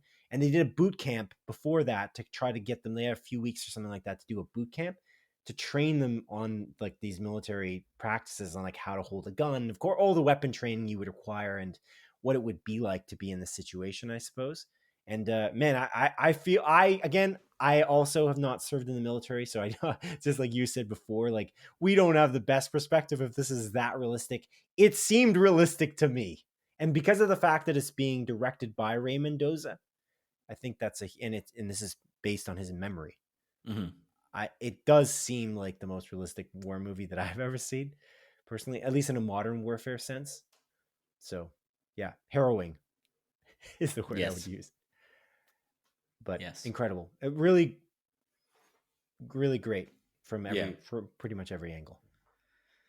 Yeah, and again, just to kind of cap it off on the sound design bit, the use of quiet and Yes. like a large dynamic range of audio made this a fantastic theatrical experience. The use of, again, like these Yeah. quiet, moments in the movie only to be interrupted by loud explosions or gunshots. It's shocking. Like, I jumped out of my seat, a couple times there. And I think, yeah, the sound design, I think, is one thing that really set this movie apart from other movies themselves. Like, again, like I think the closest, another war film, but again very different in its depiction, is in Dunkirk.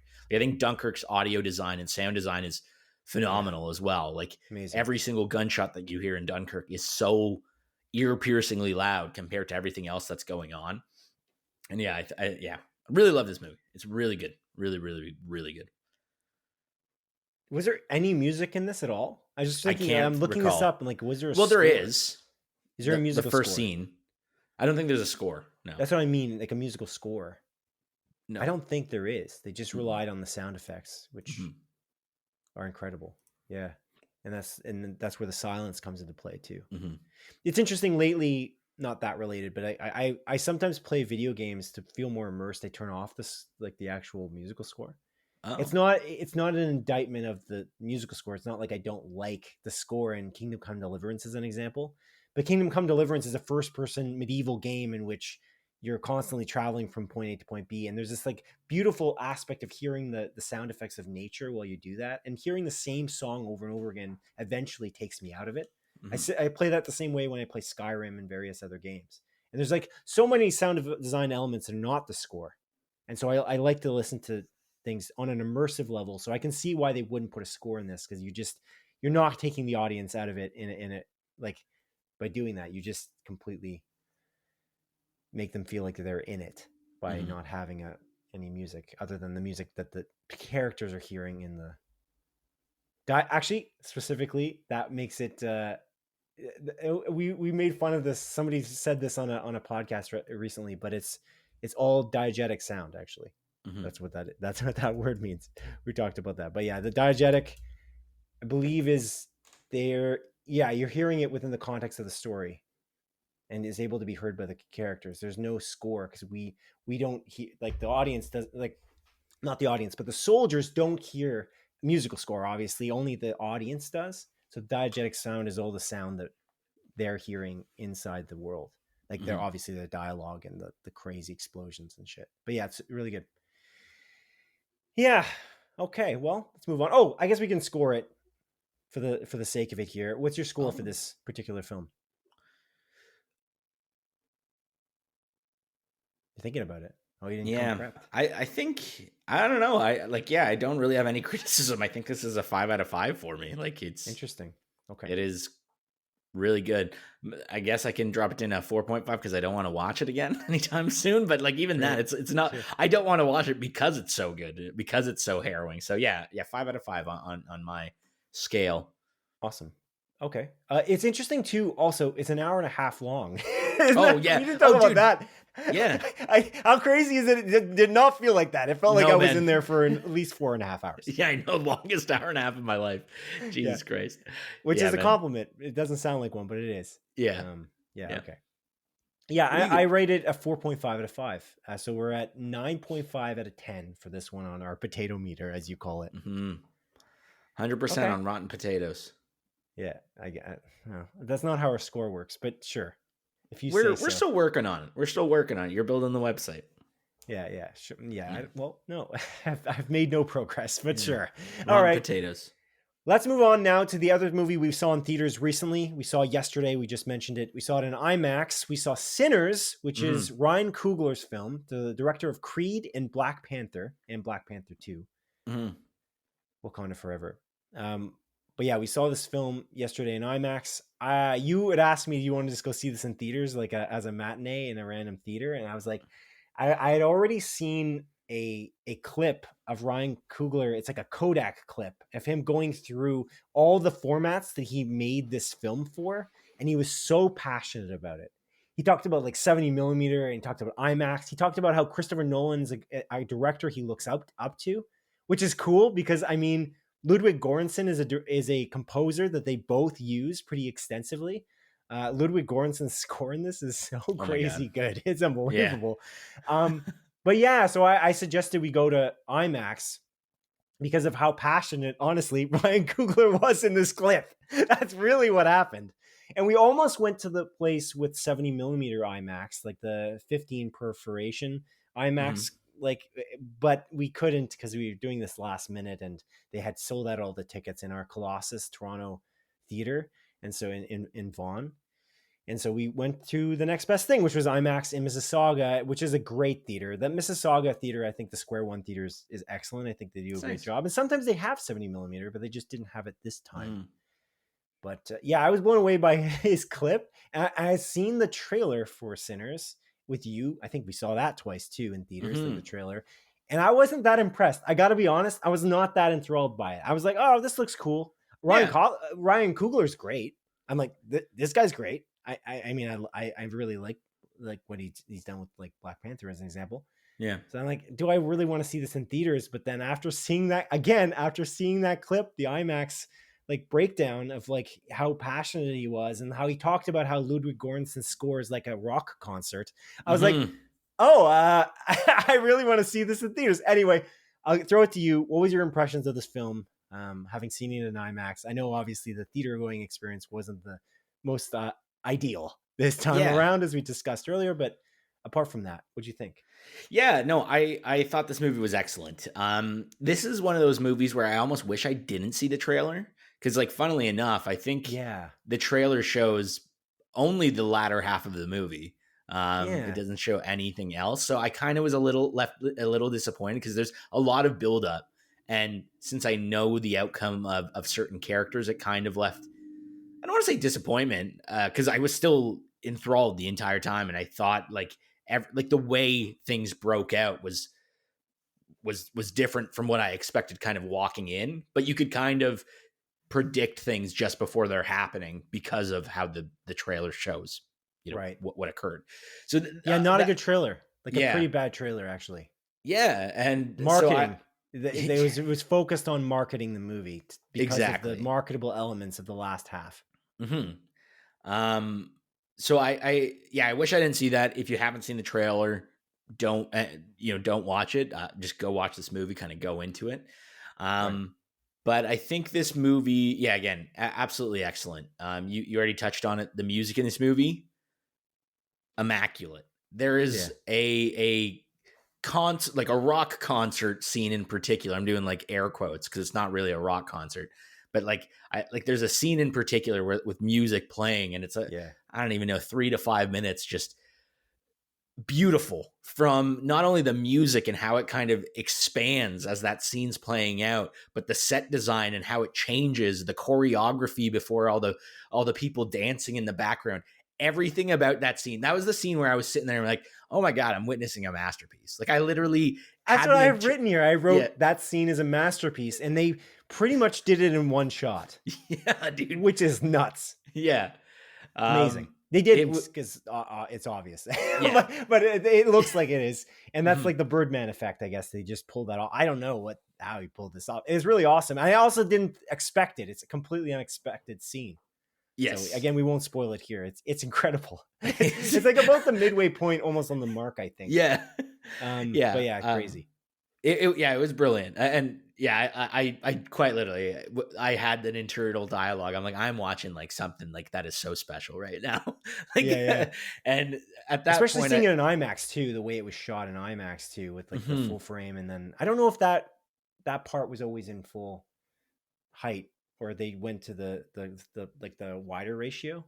They have widescreen versus like that's what something that's really neat about this movie is that it constantly was changing. That's another reason why I wanted to see it in IMAX. The ratio changed from like that almost like a 4:3 ratio to like a very ultra widescreen constantly, and they would actually move the letterbox bars as the scenes would progress. Certain directors don't use letterboxing appropriately. They don't use their framing appropriately, but because they change their frames randomly. But then the better directors, they typically use framing to actually create bigger effects on an emotional level for the audience. And obviously Ryan Coogler is the latter. Like he took the framing and he makes us feel like we're there. If that was, we talked about a warfare being an incredibly immersive experience. This was an incredibly immersive experience. And I don't want to go see it again necessarily because there's just so many movies coming out, but I almost want to see it in a smaller theater because I'm wondering if I would get the same effect. But the big sound of Dolby Atmos mixed with the IMAX aspects, and then just the way it's edited and shot and the acting and everything, I was like, wow, I'm immersed. I'm completely engrossed in this film. It was, it's incredible.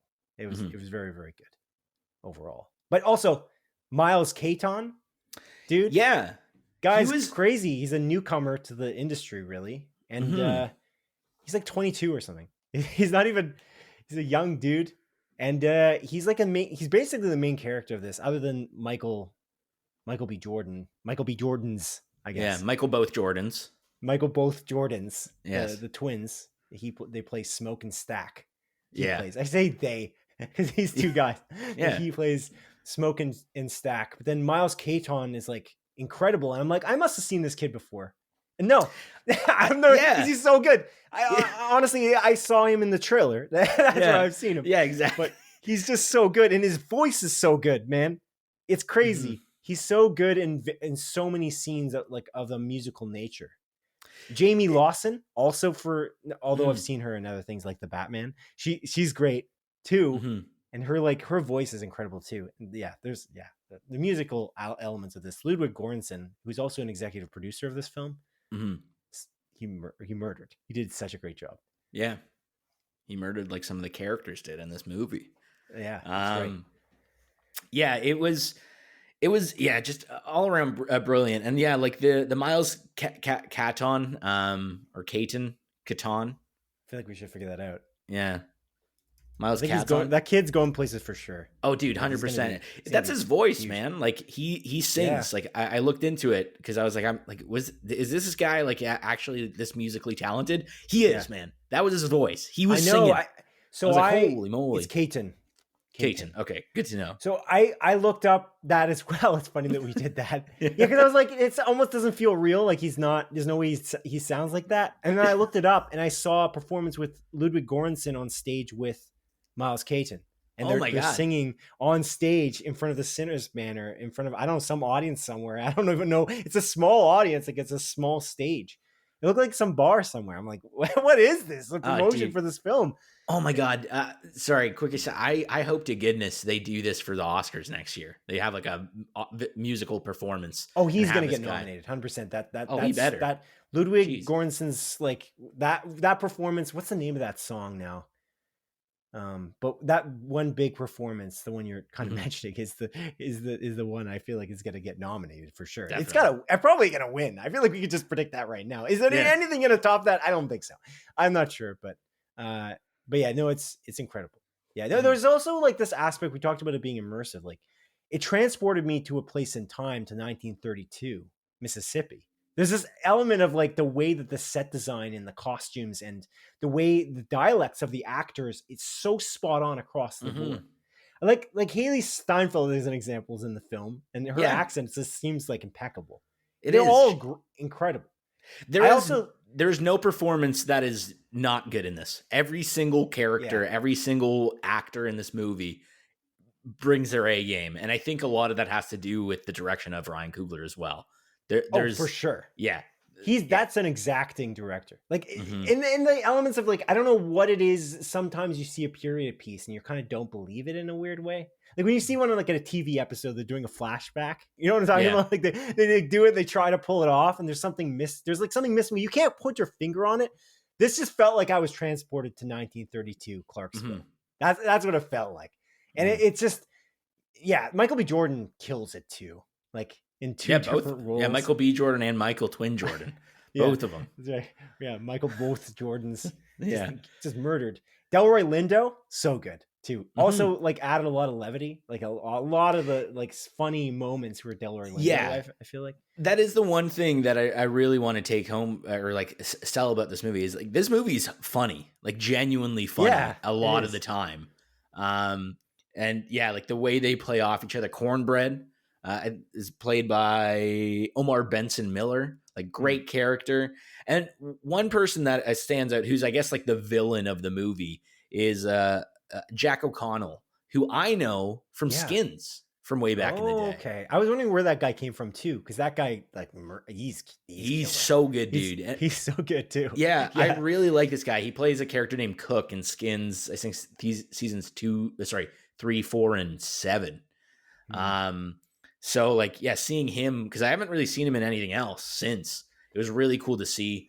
Holy moly, dude. Holy moly. It's incredible. Like there's also like again going back to immersion, but also on a character development standpoint, they all feel like real people to a massive degree. Because the way that they're building character development over time, that's why it's so crazy that the last half of the movie is what's shown in the trailer, because there's so much that happens in the beginning that really pulls you into the world in a very immersive way, even though there's not anything nearly as exciting as what's happening in the trailer happening. But it's exciting because you feel like you're pulled into a point in place and time. It's really cool. It's really, I don't know. There's also this element of like the myth of it all. Like the myth of this, the deep South, and like this like idea of these magical elements and how they were treated. It's that's a neat aspect. You can see that like there's some kind of magical element in the trailer, and how they kind of they dive into that in a way that people don't quite believe it, but they've heard of stories, but they never they think they're children's stories. There's that aspect too that's really cool. I don't know. I thought the lighting is excellent too. Yeah, like it's like basically a lot of it takes place in a night, and I don't know, the ending.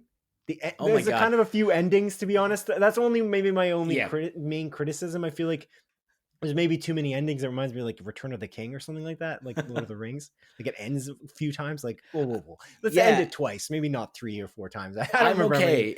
I'm okay because every ending was somehow more satisfying. Like I was like, I've never been more satisfied at the end of a movie in regards to how the ending plays it. Not only just the ending, but again, the entire movie as a whole. Right. And you're finishing it. And then, the first ending happens. You're like, oh, that was great. Then there's another ending that happens. Like, oh, that was really great. And then like the final ending that happens, and you're like, oh my God, I'm so like every time it happened, I was like even more impressed and happier the way it kind of, it's a perfect package.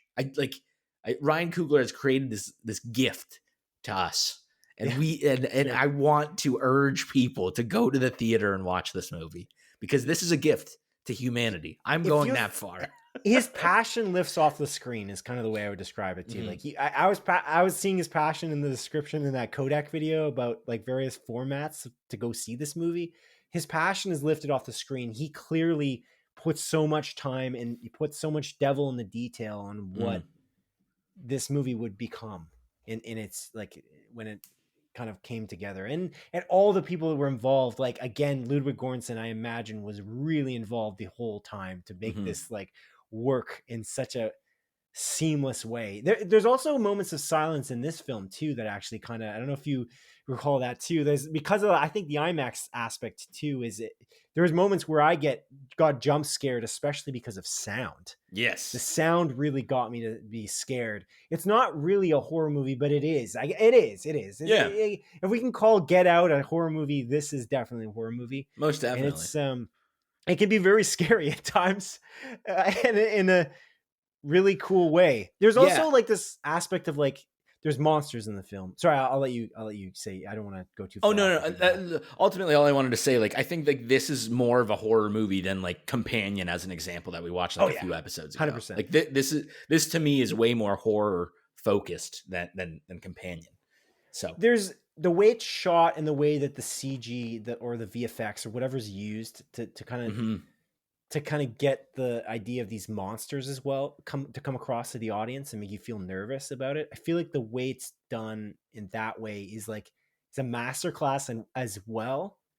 And it's interesting because like when you look at the movie Wolfman, which I Yeah. keep bringing up as a cautionary tale, but that movie does it in the opposite way. Like it shoots like a full frame of of the villain in a weird way, and then you're like, oh, okay, well the monster doesn't seem that scary. It's just like, but the It's a big monsters rodent. seem what? It's a big rodent. The Wolfman is a big rodent. Basically. But in this, like the monsters feel like they're constantly scary. Like there's like never a moment where I'm not scared of them. Yeah. It's kind of insane. Like it never takes the wind out of its sails by the way it's shot. It's like, and they're just people in a way. Like if you see the trailer again, it's like, man, that's a masterclass. It's interesting too. Ryan Coogler is in the works. He's for a few years he's been trying to make X-Files come back, which is kind of neat because it's kind of related in that regard. He hasn't really done too much horror on a mainstream perspective that I've seen. So yeah, X-Files is horror basically. So it'd be interesting to see how he pulls that off. But it's curious. Yeah, he was saying he was just talking to like Gillian Anderson from X-Files to see like if she's interested, and he seems like she might do it. Maybe if Gillian Anderson sees this movie, she'll be like, "Oh yeah, I'm in." Yeah, that's what I would do if I was Gillian Anderson. That's for sure. Come back to the X-Files revival. But yeah, it's cool. I have no attachment to X-Files, but I would watch that if he's the guy that brought it back. It's interesting because like so I've only seen Black Panther like 1 and 2 and now Sinners of his movies because I know he directed the Creed trilogy, but I was like, I'm not going to watch those because I've never watched any of the Rocky movies. I have no like I'm not in the right. You haven't seen one. Yeah, you just gonna see Rocky 1, I feel like, and then I don't know. I have to see Creed 2. That's a good point though. Like I really want to see Creed. Creed as well, or Creed 2 the movie? Creed 1 and 2. Oh, okay. And 3? What about Creed 3? Creed 3 is not Ryan Coogler. Oh, is it not? I don't believe so, no. I think he did 1 and 2. Oh, Michael B. Jordan directed Creed 3. Yeah, it's Michael B. Jordan. Right. Interesting. Okay. Which is also pretty interesting, actually. Yeah. But yeah, Ryan Coogler co-wrote the story of Creed 3. Interesting. Okay, cool. But yeah, he had a movie that came out in 2013 that I just looking it up called Fruitvale Station. It's a crime thriller movie, rated incredibly well, 94% on Rotten Tomatoes, 212 reviews. I never even heard of this thing. And that's, I guess, one of his first directed movies starring Michael B. Jordan. Yeah. As well. So I'm going to add this to my watch list, I think. Oh, and Octavia Spencer. Wow. Yeah. Ooh. And Chad Michael Murray. Is it actually? Yeah, he's in it as well from the hit TV series One Tree Hill. Yeah. He was in a lot of things. What do you mean what happened to that guy? He's in the hit show Sullivan's Crossing since 2023, and he was also in The Merry Gentleman in 2024. I know he's in things, but I mean, like, he's not in like big things. Yeah, he's not in big things. That's right. But yeah, all right, cool, man. Well, yeah, Sinners. What do you rate it? Unless you got more to say. I mean, what else is there to say? It's a masterpiece. Great. Yeah, it's phenomenal. And again, I'm gonna also give this movie a 5 out of 5. It's again like these are the 2 best movies I have seen this year by a mile. I think Sinners is my favorite movie of the year for sure, but it doesn't take away from how phenomenal Warfare was. But yeah, I think this movie is a 5 out of 5. This is a movie I would watch again. Like if my fiance was like, you know what, I'll watch it. I would go immediately. I would watch it start to finish. So good. Brilliant. Chef's kiss. 5 out of 5. Another one. That's great. All right. What are you going to give it? A 4.5 out of 5 again. Oh my god. Oh my god. My 5s are reserved for like the thing that like completely blows me away to the I have so few 5 out of 5s in Letterboxd as an example for scores. I was dabbling in this. I thought maybe it could be a 5, but I decided on a 4.5, which for me is excellent. It's a masterpiece. Essentially, it's incredible. Yeah, it's just it has to touch me on another level. Like Anora, as an example, I thought was a 5 out of 5. I also really loved Coda. Yeah, I Coda thought is great. Coda was. If it ends in an A, we're gonna do it. I'm kidding, but So if it no. was Sinnerze, Sinerza, no, Sinerza, no. Warfara. It's excellent. Yeah, it was excellent. It was such a great IMAX experience, and it's nice to see an IMAX movie that isn't. Well, I was gonna say it isn't a superhero movie, but I always see Nolan's movies in IMAX. It seems like so Mhm. that's not necessarily true. But it's either a Nolan movie or for me, or it's a superhero movie, like a huge tentpole superhero film. So it's cool to see another director's work in IMAX and one that is so passionate about the formats and just everything that this movie was. So it's Yeah. excellent. Yeah, another 9.5 out of 10. Wow, look at us go. Look at that. Rotten Potatoes. All right, the last thing we watched, we just finished up. You watched it week to week. I watched it sort of week to week, and by the end of it, I ended up watching it week to week. But it was Daredevil Born Again, the return of Daredevil and Charlie Cox as Daredevil, as Matt Murdock / Daredevil, and Vincent D'Onofrio as Kingpin in this Disney Plus series, which is definitely rated mature.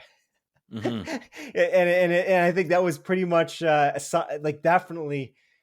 If that wasn't acknowledged throughout the season, it was definitely acknowledged in the last episode. And the finale, it was acknowledged in the first 10 minutes of this season. It was acknowledged but immediately. in a different way. Like they pepper in the rated M elements. You know what I'm saying? Yeah. But the last, you were telling me that too on the car ride. Fuck now. Yeah. Yeah. I was telling you this. You were telling me this on the way. I think it was in the car, right? Yeah, I was in the car ride just before your dad called on the phone, and then I thought he said, "How's it going, Simon?" But he had said, "How's it going, son?" And I said, "I'm doing great. How are you?" And then I realized, oh no, that's so embarrassing. It's very embarrassing. I was so embarrassed. My dad's already signing the adoption papers. Right? Yeah. I'm like, oh man. And then the best part of that is that your dad would just double down on what he said, and then you answered, and then he's like, "How are you doing, Simon?" as well. And I'm like, God, Jesus Christ. I really misheard you. I love how you didn't mishear him though. And we're in the same car and the same closeness to the speaker. So anyway, anxiety, good stuff. But yeah, anyway, yeah. So Daredevil Born Again. We both got to the end. We're going to do for this a closer look. So we will get to spoilers in the A Closer Look episode of this. Okay. But let's just get right into the non-spoiler aspects now, especially for the episode 108 content that we're creating here. What did you think of Daredevil Born Again on a high-level thoughts perspective? I thought it was... What were you going to say, man? I feel like you're going to say something. No, please. Making fun of my stutter? Yeah. It's quite you ableist. stuttering Simon. You were going to say bitch. Yeah. I know you were. You were going to say you stuttering bitch. Yeah, I was. But I stopped myself. Classic Adrian line. You bald bitch. Yeah, you... Oh, I forgot to say this about Sinners, okay? So the crazy thing is, like, you're like, I love the endings, and it kept getting better and better. You know what also got better? The guy freaking walked out before the last ending. Oh my God. Yeah, that stupid awesome. Bald bitch. The guy that was on his phone for the entire fucking movie, that didn't even care about this movie, that was on it, texting the entire time. Literally, the credits start, gets up, walks out. Oh yeah, that is one thing. Stay until the end. Like there's actually an end credits, like, which is weird, but it's not like a superhero end credits. Like, oh, this is what's to come. It's just satisfying endings. One within the credits, early on in the credits, and then one directly at the end. So, right, yeah, yeah, that fucking fucker, dude. God. Anyway, okay, yeah. Daredevil Born Again. What are your high level thoughts? I thought it was good. I thought it was pretty good. I liked it. I thought, cool. It's cool to kind of see this. You know, the old version of Daredevil from Netflix kind of back. It feels like a sequel that's taking place quite a few years later from, you know, kind of the original show, many references to it. And I think this is a great kind of continuation of what happened before. I think there's like a lot that obviously happened kind of in between those, you know, the end of the Netflix season to the start of this season that I kind of wish we learned a little bit more about. We saw glimpses into that with, She-Hulk as an example. Like Matt Murdock is in that show. Yes. He's, it's an older movie. Can I spoil? Like just a cameo in a movie? He's. Oh, I see what you mean. Yeah. Oh, yeah. You can. He's in like a cameo appearance in Spider-Man No Way Home. Yeah. We're not talking about plot points. Spider-Man. It's a cameo at this point. How many years ago was that? Yeah. 2023. Actually, that's not that long ago. Yeah. If you wanted to watch it, no, it was 20. Was it pre-COVID? 2023. Yeah, it was 2023. No, was it 2022? Dude, no, that was pre-COVID. No Way Home? No, Spider-Man. Spider-Man was the return to the theaters. Post-COVID, remember? You're right, because Far From Home came out after Endgame. Yeah, like Spider-Man No Way Home was like the first big movie that people were like, oh, theaters aren't dead. Oh, good to know. Oh, you're right. It's kind of like this, but he's in it briefly, yeah. Which is cool. So they kind of threw him in there. They threw him in She-Hulk, which is great. Yeah, I think at this point it would be a spoiler to say he's in She-Hulk if it's a spoiler to say he's in No Way Home. You know? Yeah, I guess. Yes, I feel like that was in the I still trailer. Wouldn't spoil necessarily like the what he was doing, cameos in Deadpool and Wolverine, because there's so many cameos of that, and it's still including recent. Matt Murdock. Yeah. Yeah. No, I'm just kidding. He's not in it. He's not in it. Or is he? I'll never tell. We just covered our bases. Okay. Yeah. But yeah. Anyway, yeah. It's cool. It's nice to see him back. It's cool that, what's interesting. Disney just didn't make the mistake. They didn't make the mistake of recasting it and trying to do a show and then failing and then going back and saying, actually, Netflix did it right. We're going to do it again. You know what I'm saying? Like, they did a great job with actually pulling in the actors from Netflix. They went back to it and they brought back the same plot points and did all that stuff in some way. They didn't just like ditch it. They did a great job with that aspect and made it rated M. They didn't try to dumb it down. They made the right choices, and it's Disney. So they could have easily been like, no, we're going to make it E for everyone, or whatever the rating is. Yeah, it is interesting, though, because they almost made the mistake, right? And it got a lot of backlash, because when they, like, originally when this show was going to come out, they said, like, hey, Foggy Nelson and Deborah Ann Wool's character, God, why am I forgetting her name? Karen, like, they're dead. Like, we're going into the show, they're already dead. It's gonna be grounded. They recasted Vanessa, like that actress. They originally had her as a different actress. Yeah. Oh, man. And then, so like, they were making a lot of mistakes, and a lot of this news was coming out. And I think people put up enough of a fuss for them to kind of go back to the drawing board and rework it. And I guess reduce it from 18 to 9 episodes and bring back original actors. Do you think it was a fuss that was the fans, though? I don't think so. Who is really paying attention to it that much? I imagine that it's internally, there was a fuss. There was probably two parts of Disney. There's also the people from the Netflix series that might have just pushed back and made it happen. You know what I mean? Like, I don't know if the fans could have had that much leverage, because we didn't see anything yet. There's not like there was even a trailer. We didn't even know what was happening. And then you're right, though, but they still learned, and they didn't launch anything that was bad before. That's a testament to them. They actually did a good job, where a lot of big companies, including Disney, make mistakes that are like are really stupid, and they're obviously easily avoidable. And they just make these mistakes because they don't pay any attention to what people actually want. Like they never hired Nathan Fillion to do Uncharted until it was way too late, and they never did it.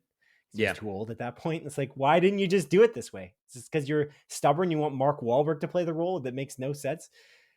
So I don't know. It's just silly stuff, but yeah, it's pretty neat. Anything else you want to add before I? Yeah, I think the introduction of a lot of the new characters for this show. I liked a lot of the new cast. I mentioned earlier on, when we talked about it, like the introduction of a character named Heather, and how there's like a romantic relationship between her and Matt Murdock that they kind of like force on, that I felt was incredibly rushed. And I stand by that statement, but I also said that Heather's actually a good character.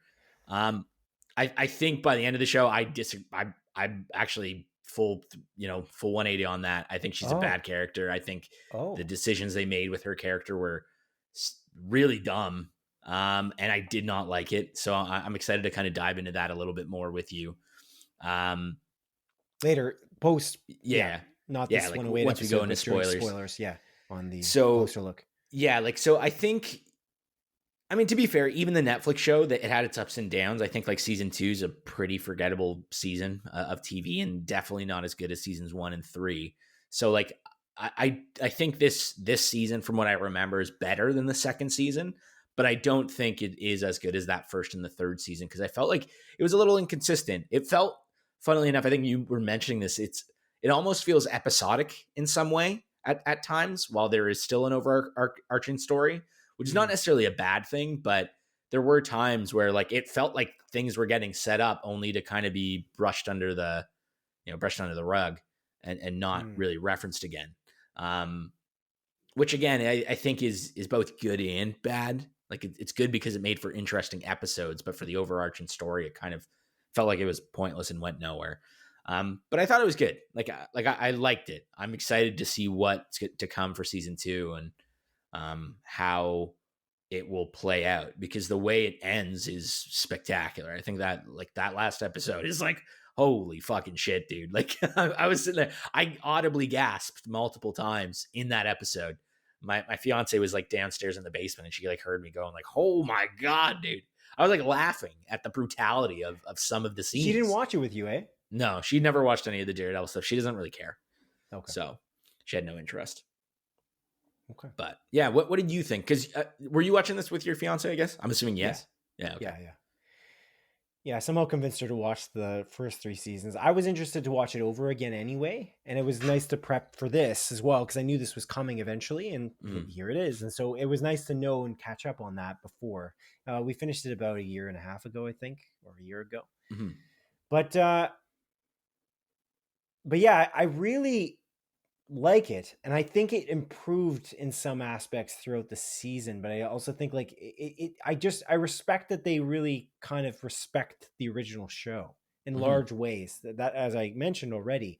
I also like there's this taking their time with it, that they just don't care that much that it's not a full-on action TV show, and they really take their time and make it a law show or make it a more psychological thriller. And there's like, that's something that's very impressive because there's obviously pressures from a potential greater Marvel audience to make it just a full-on action set piece after action set piece and just focus on the fight choreography constantly, which they didn't do.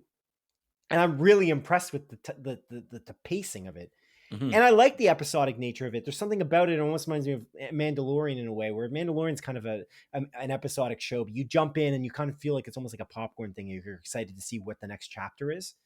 And so I kind of felt like that here too. And it almost comes off as a comic book. A lot of comic books can be episodic in that way. You know what I mean? Like it's cool. I like this.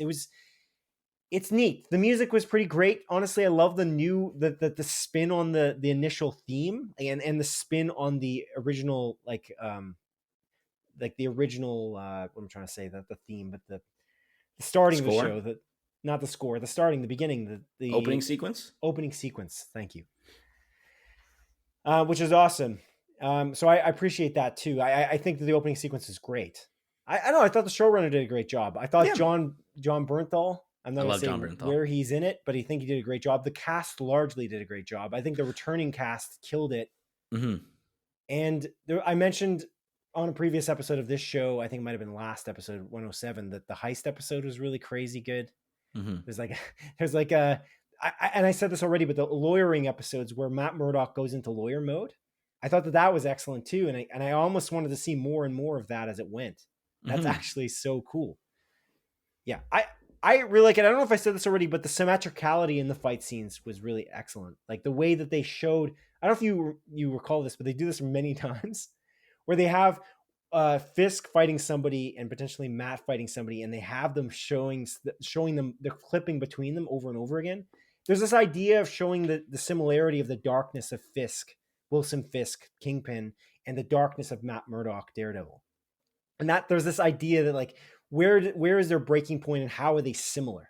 And they do that somewhat with other characters as well. I'm not going to spoil anything, but there's that aspect of it, the symmetricality of showing this side-by-side view of these different characters and kind of making, like, drawing similarities and differences in the way it's shot, as opposed to it being more deliberate or exposition based. I thought that was really cool, and it happens constantly, and I thought it was really neat. And then, of course, they did do some great fight choreography throughout. I thought that the fight choreography and the brutality of it was great, and they didn't pull their punches. It's definitely the most violent Disney Plus show in terms of it being a Disney Plus show. Like, if we look at, like, Moon Knight, I thought Moon Knight completely pulled his punches. I don't know. That's TVMA in what way? I don't know. What did they say? Was that TVMA? Twice? Wasn't it? Dude, I have no maybe recollection. Maybe it didn't end up doing that. But they said it was. So forgettable. Somebody had said that this is the most brutal we've ever been, or something, like Kevin Feige, I think. I think he did. I think he did, but it wasn't R-rated. Like, it still wasn't. Maybe. I think it was still on the thing. That show, I don't remember much of it. I remember the ending was pretty okay. I think the ending kind of sucked. Very forgettable. The CGI, I remember being atrocious. According to Google AI, the Disney Plus series, The Moon Knight, is rated TVMA. Like, what a waste of a rating. Google What's AI? the point of doing that? Sure about that? Yeah, it seemed like a waste. They clearly didn't waste it, especially because of the end. But yeah, no, it's excellent. I really thought it was good, and I really like this return to form for, like, Vincent D'Onofrio and Matt Murdock and that relationship. It's so interesting to watch. And they show in the trailer. Doesn't show TVMA? It shows TV 14. Oh, wait, does it show TVMA for Daredevil then? Let's see. But then what the heck? Oh, you know what it is? Daredevil Born Again is TVMA. You know, that's what you get for trusting Google AI ever. Don't ever trust Google AI. That's the moral of the story. Is this wrong? Every time. At some point in the blurb, somewhere it's incorrect. Yeah. I was trying to do a quick search, make it fast. No, can't be right. Why does Google AI exist if it can't be right 99% of the time? There's no point. Just remove it from prime time. Not ready to go. Anyway, regardless of that. But yeah, interesting. So, no, didn't we have another show, though? We did have one Marvel show that was TVMA, didn't we? No. This is the first one. Okay. Was Werewolf by Night then? That would be the only other one, but I don't think even that one was. I don't think that one's TV 14 as well. Yeah, okay. Interesting. All right, well, cool. Yeah. But yeah, I really liked it. I liked it, and I think it did the original show justice, and I'm very excited to see where it goes from here. And I was saying before, like, again, that relationship between Matt and Fisk, and how Fisk is a freaking, just like shown in the trailer, he's the mayor. I think that's such a good way to pull the story in an interesting direction. And I think when we talk about spoilers, I want to talk about that, actually, the mayor aspect of Fisk and what that means for the MCU potentially, and that's an interesting aspect too. But I think we're good to go if you want to talk about spoilers, unless you've got more to say about the non-spoiler. I guess my only other, like, non-spoiler thing, I think Michael Gandolfini is a standout in the new cast. I think he is cool. Yeah. Brilliant. Standout not really standout because there's no standouts in Warfare, but he's great in Warfare as well. Yeah. So I do want to mention that as well. And again, like we briefly talked about, I do really like the introduction of most of the new characters. Like, Kirsten's great, played by Nikki M. James. Good stuff. Okay, let's move on. Okay.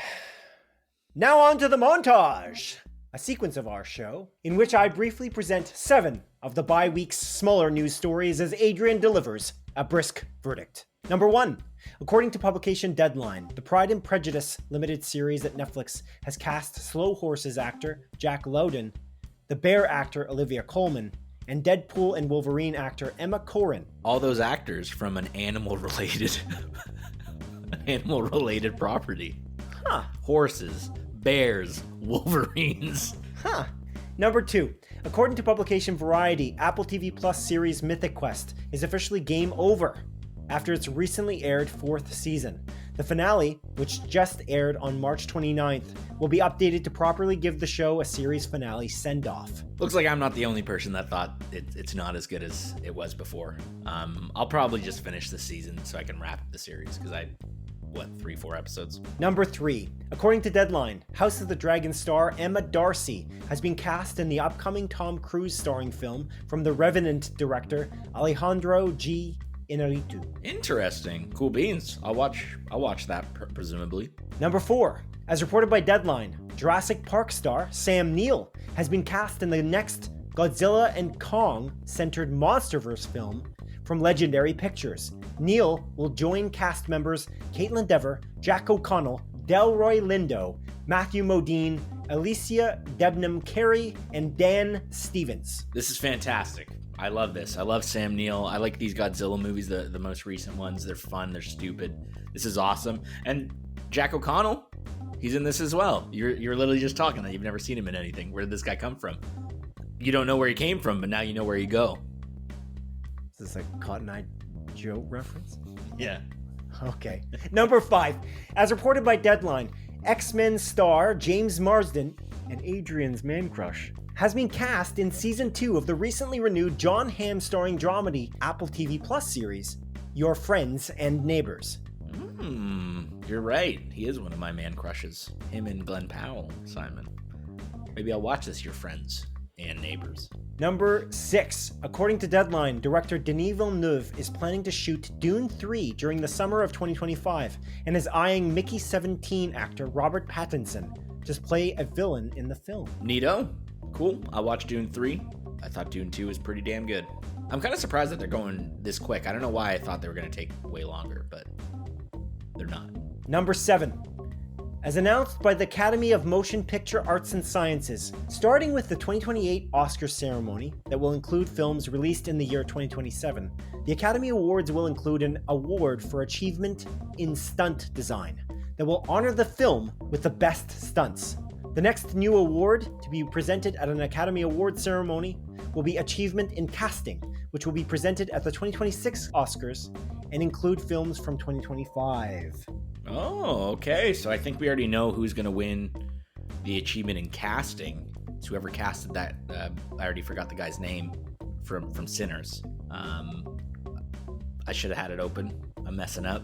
Oh, Miles Caton. But it's unfortunate. They should do the stunt design thing and retroactively give it to Tom Cruise and team for all the Mission Impossible movies. Oh. And a bonus, number 8. What? As Variety reports, HBO's The Last of Us TV series has been renewed for a 3rd season. The second season premiere on April 13th reportedly had a same-day viewership total 13% higher than that of the record-breaking first season premiere in 2023. Oh, okay. Last of Us, biggest show on HBO. I see you added a little bit of a tidbit to the end there to make it seem like you had this ready to go. But let's be real, you weren't prepared. You didn't have this in the montage. I broke the scoop. I broke the scoop at the start. I guess you'll never know. And that concludes the montage. Okay. All right. I love how the montage is one of these charms of the montage is that the montage is 7 of the bi-week smaller news stories, but every week for the last every episode for the last 3 episodes, I've added a bonus that ends up it never is 7. I don't know. There's something about that. There's a charm to it. I like it. I'm hungry, Adrian. I think my brain, food, this is exactly what I'm talking about. My brain is not fed properly, and so it's screwing up more often, and it's lacking the ability to find certain words. Like for instance, when we reviewed Daredevil Born Again, I was trying to talk about the opening sequence, and I could not remember the words opening and sequence together, which is unfortunate. But anyway, it is what it is. What are you going to eat? It is what it is. I'm trying my best. Later. We're eating a beef dip that we scoop. We have some focaccia, and the dip is going to be layers. It's going to be ground beef, a little bit of sour cream, some salsa, some vegetables, obviously some cheese, and we dip it in with the focaccia we have from the night before, which we ate with our spaghetti. Nice. Okay. What kind of vegetables are you putting in? Lettuce, tomato, onion? No, onion and pepper. Your favorite pepper, bell pepper. Yeah. I've been getting better with bell peppers, man. I eat them. I'll even eat them cooked. I like bell peppers in salad pretty much. They will be cooked in this case. But so. I don't, I think it's a dominant flavor. I think it takes over a lot of dishes, and that's why I don't love it. I couldn't disagree more. I'd eat it, but I'd prefer it not being there. I don't even know how you believe that, because you're such a good cook from my experience. So It always shocks me when you say it's overpowering. It is an overpowering I flavor, don't understand Simon. It is. I don't agree. But regardless of that, speaking of good cooks, the focaccia bread that my fiance makes, killer. Best. What recipe can you ask Dawn what recipe she uses? Is it the Alexandra Cook's recipe? I'll get her to tell you. Do it now. No. Do it live. Not now. Fuck it. Let's do it live. She's not behind me, so I can't. I saw her walk up the stairs. When? I don't know. Not useful. Okay. Well, we're going to move on now. We're going to move on to the topic of the show, or our split focus special segment, Adrian, for episode 108, a topic which concerns the Star Wars celebration 2025. Are you good? Yeah, I'm just texting Dawn what recipe she uses. Jesus Christ. It's not urgent. Are you going to make focaccia while we're doing the show? I'm going to forget. I love making focaccia. I won't forget. I'll remember. We'll be good. I think she might have even heard me. I think I can hear her now. Unless that's the cat. It's hard to know. What do you mean? Oh, she's right there. Simon, she's right there. Oh, Don. He wants the focaccia recipe. Which one do you use?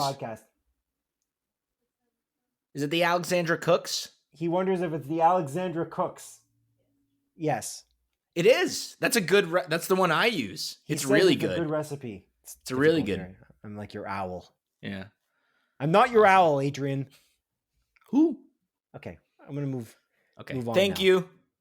He says thank you. Okay. All right. Moving on to that split focus special segment about the Star Wars celebration. As is now an annual tradition, Disney and Lucasfilm presented their Star Wars celebration to Star Wars fans during the weekend of April 18th to 20th. But this time, the conference took place in Tokyo, Japan. Oh. During the celebration, various Star Wars announcements were made about upcoming film and TV projects. On day one, they hyped up the Pedro Pascal, Sigourney Weaver starring film The Mandalorian and Grogu, with its May 22nd, 2026 release date, and announced that the Deadpool and Wolverine director Sean Levy's Ryan Gosling starring film would be titled Star Wars Starfighter, with a planned release date of May 28th, 2027. Starfighter is currently in pre-production and is set to take place after the events of director J.J. Abrams' The Rise of Skywalker, but has been written to be a standalone film within the greater Star Wars franchise. On April 18th, they also announced an animated series centered around Sith Lord Darth Maul, which is set to star longtime Darth Maul voice actor Sam Witwer. I feel like this is a good break because we can talk about briefly what they talked about during day one at the Star Wars conference. What did you think of the news? I feel like the biggest news by far is the Starfighter news. I think that's pretty obvious. We knew about Sean Levy making a movie. It was rumored that Ryan Gosling did in fact get the job as the lead. But now we know it's called Star Wars Starfighter and takes place after the events of Rise of Skywalker. Thoughts? Yeah. This is interesting because this is the first piece of content. This is the first piece of content that's going to take place after the J.J. Abrams trilogy, the most recent trilogy. I guess it's not his trilogy. Correct? Like there's not been any content. I believe so. Okay, this is interesting. I'm very curious. I know it is being, set as like its own standalone thing, but I wonder what, if the events that happened before are going to be referenced and what implications that'll have on the wider universe. Hopefully not much, because that was a bad movie. The Rise of Skywalker was bad, and I don't want it to have any implications to the wider universe. But hey, baby, that's showbiz, I guess. This is cool. I'm intrigued. I love Ryan the Goose Gosling as an actor. I think he's great. Sean Levy is an okay director. I like Deadpool and Wolverine quite a bit. I think that's a great movie. The Adam Project, though, very forgettable. I was just talking to my fiance about it randomly the other day because I read the news about this. And she's like, oh, yeah. And then I was like, yeah, I don't even remember who's really in it. And she's like, yeah, Ryan Reynolds. And then I was like, isn't Mark Ruffalo in it? Yes. And she's like, what the fuck? And I had to look up to check if Mark Ruffalo was in it. And other actors that I already forgot, even though I just looked it up the other day. So I think like this creative team, or at least Sean Levy, hopefully it's good. That's all I'm doing. I hope it's good. Sean Levy, he's his best. I feel like his best work in the last 10 years potentially is his major contributions to Stranger Things. He's a major director for many of the episodes, Stranger Things. In fact, he might have even directed the first episode of Stranger Things. Like he's been ingrained in that world. That's that's something I don't want to forget about Sean Levy. Like he's not as hit and miss as another director writer we're going to talk about shortly here. And I feel like he's pretty cool because of that. Because I would also agree, like he's got a hit and miss track record, especially the Adam Project. But there's also like even like Deadpool and Wolverine was good. I liked it a lot. Yeah. But I feel like it's not like top tier. And I do want Star Wars to go on a path of making movies that people like and also are critically acclaimed simultaneously. Not the J.J. Abrams monstrosity that is Rise of Skywalker, which is, according to Rotten Tomatoes, fans liked. I have my doubts that that's largely the opinion and not the opinion of a massive number of people who review bombed it. Review imploded it. I don't even know what you did. They made it go up for the audience score. You good? Yeah. I get like viscerally angry when I think of that movie. So okay. I'm so sorry. Yeah. All right. Well, yeah, that's cool. I'm excited about this. It's cool that it's called Starfighter. What the heck does that mean? I'm curious about this. Gosling was cool. I saw him in an interview. It said, "Don't ever tell me the odds" on the top of his hat, with like Sean Levy and like a reporter or like one of the setup people they had from Disney to interview them in front of hundreds of fans. So that's pretty cool too. I don't know. We'll see. I'm excited for The Mandalorian and Grogu, which will be the first movie that they get off the ground since 2019. Isn't that crazy? It's crazy. Yeah. Crazy I'll stuff. be honest with you. When they like showed like Pedro Pascal coming out on stage for this, there was a second like, oh damn, they're adding Pedro Pascal to this universe, and then I had to remember that he is technically the Mandalorian. Like he's been playing that role, but it's just his voice. Like you don't really see him in the show. So like I genuinely forgot. So yeah, I think like I would have been more excited about this Mandalorian Grogu movie if I didn't think season 3 was just a whatever season of television. Like I think it's mediocre. It's not bad. It's not good. It's just a season of TV. And there's not going to be any Carl Weathers, which kind of sucks. Yeah. That's a really shitty part. I feel like he's a pretty significant part of that overall journey that Mando has. So it's kind of shit. Yeah, that is the worst season by a bit of a margin. Season 2, like they really needed to have a better plan for season 3 because season 2 ends in such a way that you really could have gone to a movie from that. Like, why even make a movie? Like, why make a third season at all?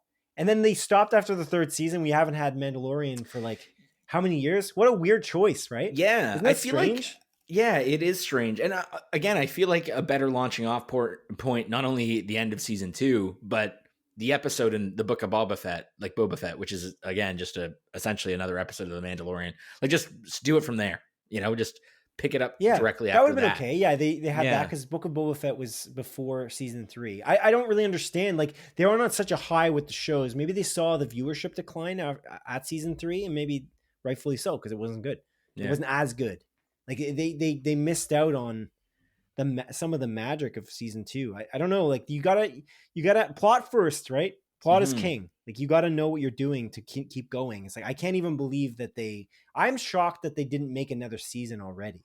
That's what I'm confused about. I thought they were milking it a little bit after season 3, but I still enjoyed it. And I thought, oh, they're gonna keep doing it. But it's like, no, you just decided to leave it after that.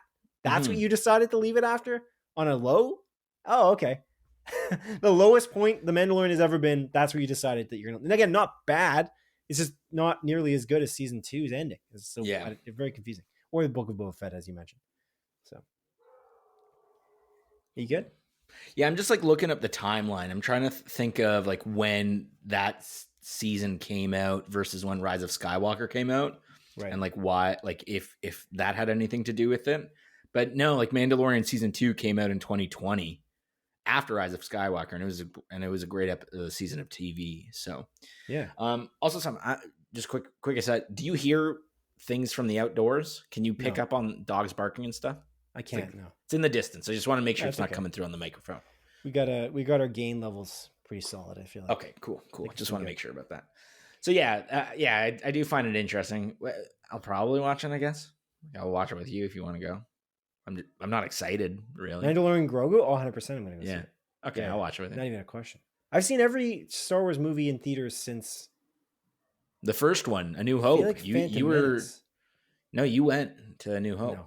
You weren't even born yet. Did I miss Clone Wars? No, I saw it in theaters. 100%. I've seen everyone since, including Solo, which people didn't go see. As evidence for the fact that they stopped making movies after it. Pretty much is that's the movie's fault. Like it wasn't Rise of Skywalker that made like Kathleen Kennedy and the rest of her team skittish about making movies. It was definitely the Solo story. No, Solo came out before Rise of Skywalker. It didn't matter. They didn't care about that. Rise of Skywalker people still went to see. I don't think they got scared because that movie just didn't do well, right? I'm fairly certain.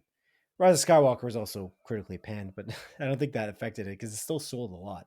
Pretty sure it's still did well, relatively speaking. But okay, let's move on to day 2, Adrian. During day 2, Disney... we didn't even talk about the Darth Maul thing. Oh yeah, that's exciting. Yeah. Are you excited for that? Are you into the animated stuff? I haven't really watched a lot of the animated stuff from the Star Wars canon because it's just too much. Yeah, no, like I don't care that much about it. I haven't really watched much of the animated stuff. Like one of my good friends, Peter, like he actually really loves the Clone Wars and Rebels. Like he likes it. It's funny. I think he's more into the animated Star Wars, like the Dave Filoni Star Wars, than the wider universe. I think he even watched The Bad Batch, but I don't think he watches like the Book of Boba Fett or Mandalorian or Ahsoka or any of that stuff, which is funny. Okay. Maybe you watched Ahsoka just because that's like a direct continuation of Clone Wars. Interesting. But yeah, like it is interesting. It's cool too because like Sam Witwer, I don't see him in too much, but whenever he shows up, I do like him. I think he's a good actor. He's he's played Darth Maul for quite some time, and he obviously has a passion for Star Wars. Like he played Star Killer in like the Force Unleashed games on like the PS2 or 3 generation of stuff. So like, yeah, it is neat. And there's a lot of time, I guess, where they can explore what Darth Maul has been up to, even though we kind of know where it ends in multiple fronts. I think you can do some pretty cool things there. Yeah, but I'm not going to watch it. It's my point. There's just too much on the animated front, so I just stick to the live action. I've seen every live action thing now. But all of it? You watched Ahsoka? Yeah. Oh. Yeah, I watched it almost at launch. Oh, why did I forget about that? That's good to know. I'm trying to think. Maybe have I not seen anything? No, remember I've compared Ahsoka to The Acolyte. I believe The Acolyte's a better show. Oh yeah. I have that controversial opinion that I'm sure most people don't believe. Mm-hmm. The Acolyte is not bad. People are just complaining about it. It's not excellent. Certainly. It's no Sinners. It's just it's really unique in the Star Wars universe in comparison to Ahsoka's like retreaded water of like a children's show again. It's cool, it's fun, it's good. It's not bad. I like it. But I think that we're gonna get to Ahsoka now, so let's just But anyway, during day 2, Disney presented an Ahsoka panel where they showed off Game of Thrones actor Rory McCann in his role replacing late actor Ray Stevenson as complicated villain character Balin Skoll. And they revealed that Darth Vader actor Hayden Christensen would be returning to the Ahsoka TV series for season 2. Andor showrunner Tony Gilroy and Cassian Andor star Diego Luna also hyped up the upcoming final season of Andor during the Andor panel. Luna stated, quote, "It's so big in every possible way. There's more adventure, action, and drama. We're getting close to Rogue One, so everything matters so much. It's emotionally charged. It's going to be intense. And when you finish watching this second and last season, go straight to Rogue One because you're going to see a different film," unquote. Will do, Diego Luna. Will do. I will do that. That is as a promise I'll make. I'm going to watch Rogue One after I see. Me too. Andor season 2. But yeah, so Ahsoka's cool. I honestly loved Ray Stevenson in that role as Balin Skull. I like Ray Stevenson actually as an actor, so it's sad that he passed away in general. Yeah. But it's also sad for fans as well, for another reason. So yeah, it's sad. I'm curious what Rory McCann will do because he's a pretty different actor. Mm-hmm. There's more subtlety in Ray Stevenson's acting from my viewership of Rory McCann. So I'm curious to see. I don't know. I haven't seen enough with Rory McCann to know. I've seen Ray Stevenson a lot more. So we'll see how it goes. I'm super curious. The picture they showed of Rory McCann, really, really cool. He looks awesome. So we'll see how that goes. But yeah, Hayden Christensen returning is neat. I don't know what they're gonna do with that. that's a confusing one. I'm like, all right, cool, good for you. I guess I don't know. Christensen said something along the lines of like, I like returning to this role and being like the softer side of it of Anakin as opposed to like the harsh Darth version. Mm-hmm. Are they doing like flashbacks? Like, is that what they're doing? Sort of. Yeah, they sort of did a flashback in the first season. It's like, hey, look at me, I'm a young Anakin now. Sort of. It was pretty cool. He's done well, actually. I enjoyed it. It's good. It's good. You can see where they take the flavorings of an animated show and the way they do this. You can do an animated show now. Like there's like, we always talk about, we've talked about that, but we've heard it, other people talk about it too. Like you can't do Horizon you can't do it live action, you know, like the PlayStation's Horizon series, Horizon Zero Dawn and Forbidden West. It's like, yeah, you can. In 2025, you can do it. It's just a question of like how much money you're going to spend, and is it a good idea to do a movie versus a show? Maybe because of budgets, but you can do it because you've basically translated this animated series into a competent TV series with characters with serious makeup, obviously with Rosario Dawson playing Ahsoka. So like, I don't know. I feel like it's definitely possible in 2025 with the visual effects aspect of what we got available to us. Most certainly. I just feel like people like that say those things just don't watch enough TV to understand. Yeah, they don't get it's which is okay. It's that like off the cuff, like, oh, no way they could do it. It's like, no, you could. It's going to be expensive. But I think the Horizon movie has actually shifted to a movie, right? Yeah, I think we talked about that. Right. It was going to be a TV show on Netflix, and they switched. Did a switcheroo. Which I'm happy about because I feel like we'll see more robotic dinosaurs. But again, we're not talking about that. Yeah, for this, cool. Like I probably won't watch Ahsoka. I haven't even seen the first season. I don't plan to kind of get around to it, you know.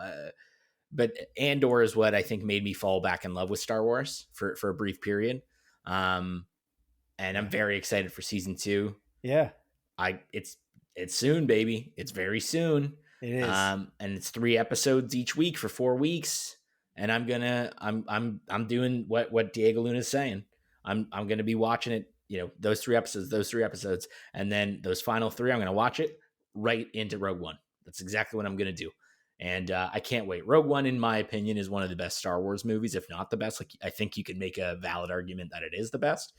But Andor, that season of television, the first season of television, is, in my professional opinion, the best Star Wars content we have ever received.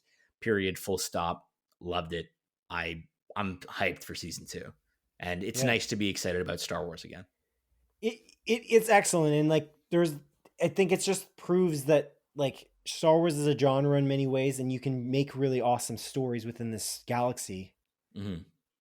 And people complaining about Star Wars are people who don't like some of the Star Wars. Like you can have some that you don't like. The problem is in the Skywalker saga, it's literally an ending to something that Star Wars is kind of hinged on for years. That's the issue with ending Rise of Skywalker in such a devastating way, I think, for me anyway, because it's such an important piece of it. If they screwed up Andor, you're like, oh well. You just so happen to make one of the best Star Wars things in the show that is the least consequential, theoretically, which sucks. Yeah. It is consequential, I guess, but it's like it's diving into like a smaller subset of like the Rebels, and it's not crucial. No, it's not crucial for the overall timeline. It's kind of like Kingdom Hearts, you know? Kingdom Hearts, the best games are theoretically not the most important pieces of the story. Theoretically, on a gameplay perspective and like You know what I mean? Like 2 could be theoretically the best game, but it doesn't matter because the story is best in other Mm, aspects. I don't yeah, know about if you I think kind of that. see where You're you're more coming of a from. Kingdom Hearts guy than me, but you know what I mean though, right? Like Yeah, this, it's a convoluted nature of that. That's too much of a deep cut. Kingdom Hearts is too ridiculous, but anyway. yeah. But yeah, it's intriguing. It's intriguing. I'm very excited about this. I am gonna watch the first season again though, so I'm gonna be behind for sure for Andor. I will just say that. So I will not have Oh, watched. And it's interesting. I forgot that they're doing 3. Like they're splitting up the season. They're dropping 3 episodes. I don't know why they're doing that. Do they not have enough faith? I guess they don't. They don't have enough faith that people who are Star Wars fans like good TV shows. I guess yeah. why aren't you dropping this week to week? Like it's I an excellent TV show. Like as a yeah. whole, like it's a TV series that could be Mhm, nominated for an Emmy, like mhm. best show. I also think that like Andor is a different beast compared to other Star Wars content, where it's not as like fantastical and over the top, and there's nothing. It's not like exciting every step of the way. There's no like awe and wonder at all times. It's kind of the It's most slow, exciting for dude. Like me. it's a slow paced, Yeah, brilliantly written show, and I think like if you like I agree with you. I don't think they have faith that the vast Star Wars audience is willing to kind of sit through one episode a week that's slow, and they're gonna be like, "Oh, nothing happened. This sucked." It's like now, like just do the 3 because, like, to be fair, that the first season was kind of told in 3 episode chunks. Like it felt like incredible. these contained like 3 episode Yeah, arcs, and I which don't is know. It's really cool. mhm. Like it's rare for a live action show to do that. I'm thinking even just shows in general. Like the show that I'm thinking of kind of did that was like Arcane. Arcane. Yeah. Yeah, yeah. That's like it's not really that common to do it that way, and they have. I just like this idea of them telling the story as well. It's the second to last season. That's it. We know what we're telling. This is the story. Also, Alan Tudyk is back, and I love Alan Tudyk Hmm. as was it K2SO? K2SO. Yeah. Yeah, I love him in general and everything he's in. So I'm like, oh man, this is we're gonna get to see the relationship. I thought we were gonna see them become friends in the first season, but like it's really cool. He's not even in it. Yeah. Yeah, it's excellent. Yeah, it's cool that they have that opportunity now. I don't know. I'm very excited about this. But I do want to watch Andor season 1 again because I watched it the first year that came out, so I don't know. I love it a lot, and I kind of just want to refresh it because I think it's Hmm. such an excellent thing. So to watch the whole thing in one shot will be pretty satisfying, I imagine, with Worth Rogue it. One. Yeah, so that's the plan. That's the plan. Okay, day 3, not as much happened, but day 3's announcements largely surrounded anime anthology series Star Wars Visions Volume 3. Volume 3 will debut on Disney Plus on October 26th. They also announced that longer form Visions spin-off animated films would be developed. The first to premiere is a spin-off of the Ninth Jedi from Volume 1 of Visions, which is set to be called Star Wars Visions Presents the Ninth Jedi. I wasn't going to stop here, but I may as well do it. Do you have any interest in Visions before I just move on? Okay. No, I never watched it. I I heard it's watched good. it is pretty good. You like anime, so I'm curious to see what you would think about it. Each episode's like it's an anthology series, so obviously, but every Yeah. episode's kind of different, like a different story, It's and they're not also canon. They're just random oh, they're not canon. pieces That's of the evidence. unfortunate. That's what's Oh, kind of cool though. They just take liberties, which is really cool, so they can yeah. do random things. Some of them I watched, I think 3 of them, and I think one of them was excellent, and the other 2 were okay from my perspective. But you might like it even more because you're an anime fan too. Is it all like I thought each episode was also like like it was a different Yeah, director and art yeah, style and everything, right? Yeah. yeah. Like you correct me if I'm wrong. You're an expert on this, I imagine. But like anime is Japanese animation, right? That's the basic Typically, idea. yeah, that's what Yeah, okay. you So that's what it you'd is refer. different. It different art styles in different studios each time. And they Mhm. showed like when they did this, they did a splash screen for day 3. They showed like the various studios working on that. One of them was Studio Trigger actually, which didn't they Oh, do? Cyberpunk, Uh, yeah, Cyberpunk Edgerunners. Edge Runners. Yeah. So there's some cool ones in there. So it's maybe worth jumping into just because they're also easily digestible. You know what I mean? Yeah. But moving on to my looking forward segment here. Notably absent from the Star Wars celebration was actor Daisy Ridley's Rey-centered follow-up film from Miss Marvel director Sharmeen Obaid-Chinoy, Thor Ragnarok director Taika Waititi's Star Wars movie, and Logan director James Mangold's Star Wars film. Perhaps more pressingly, despite being reportedly greenlit for a new trilogy of Skywalker saga-connected sequel films, X-Men Dark Phoenix writer producer Simon Kinberg was also not present at the Star Wars celebration to present his trilogy. As fans of Star Wars may recall, Lucasfilm has struggled to get any movies off the ground since the 9th film in the Skywalker saga, The Rise of Skywalker. Creators like Wonder Woman director Patty Jenkins and Game of Thrones writers Benioff and Weiss had been announced to be making huge Star Wars film projects, only to seemingly find themselves in a sort of development hell for their movies. The Jon Favreau directed Mandalorian and Grogu will be the first film since 2019 to actually release boldly in theaters in 2026. So, I wanted to talk about this as a whole because I thought it would be a fun thing to talk about. We didn't talk about the Simon Kinberg being tapped as a trilogy writer, trilogy showrunner, I guess, for the 3 movies. Theoretically, in the Skywalker saga, it's weird. I got conflicting reports on this, and then I read the In Snyder report, and he was saying that he believes the Deadline report that claims that it will be, in fact, 10, 11, and 12 for the movies that he's in charge of. Like Star Wars, 10, 11, 12, yeah. So, it's interesting, especially because Taika Waititi as well, like thinking of the other creators making Star Wars stuff, where are they? Like what's happening here? Where is Taika Waititi's movie? Where is James Mangold's movie? Although James Mangold's a very busy dude. Yeah. So is Taika, to be fair. But yeah. Charmin Obaid-Chinoy, I barely know at all. I'm kind of shocked that she was tapped for such an important Disney property. She directed a few Miss Marvel episodes, but other than that, her movies are not, it doesn't look like they're Hollywood. They're like, she's made a lot of stuff, but she's made like in other avenues, independent movies and different studios that are outside of Hollywood, I think. So that's an interesting thing too. But anything you want to pull from this? Anything you're interested in? Obviously, we're going to talk about Simon Kinberg being tapped for a trilogy of Star Wars films. Yeah. We can just get into that if you want. But yeah, man, I can't fathom Disney's decision-making skills in this Disney Star Wars era. It's jarring, man. They have made some quality decisions, but at the same time, like, I mean, you mentioned it earlier. Solo, I think, really made them gun shy to greenlight more movies, and I think they were also just far more willing to kind of cut projects as soon as a director maybe missed. Patty Jenkins, it seemed like that movie was looking good until Wonder Woman, the second Wonder Woman movie, came out and wasn't reviewed well, and it kind of disappeared. Game of Thrones guys, the Benioff and Weiss, seemed like they were going to do that Star Wars thing. They had that, they were doing Game of Thrones. They had that Confederate show that they announced that got canceled because they were going to do this Star Wars thing. Game of Thrones ended bad. We haven't heard anything about this Star Wars thing.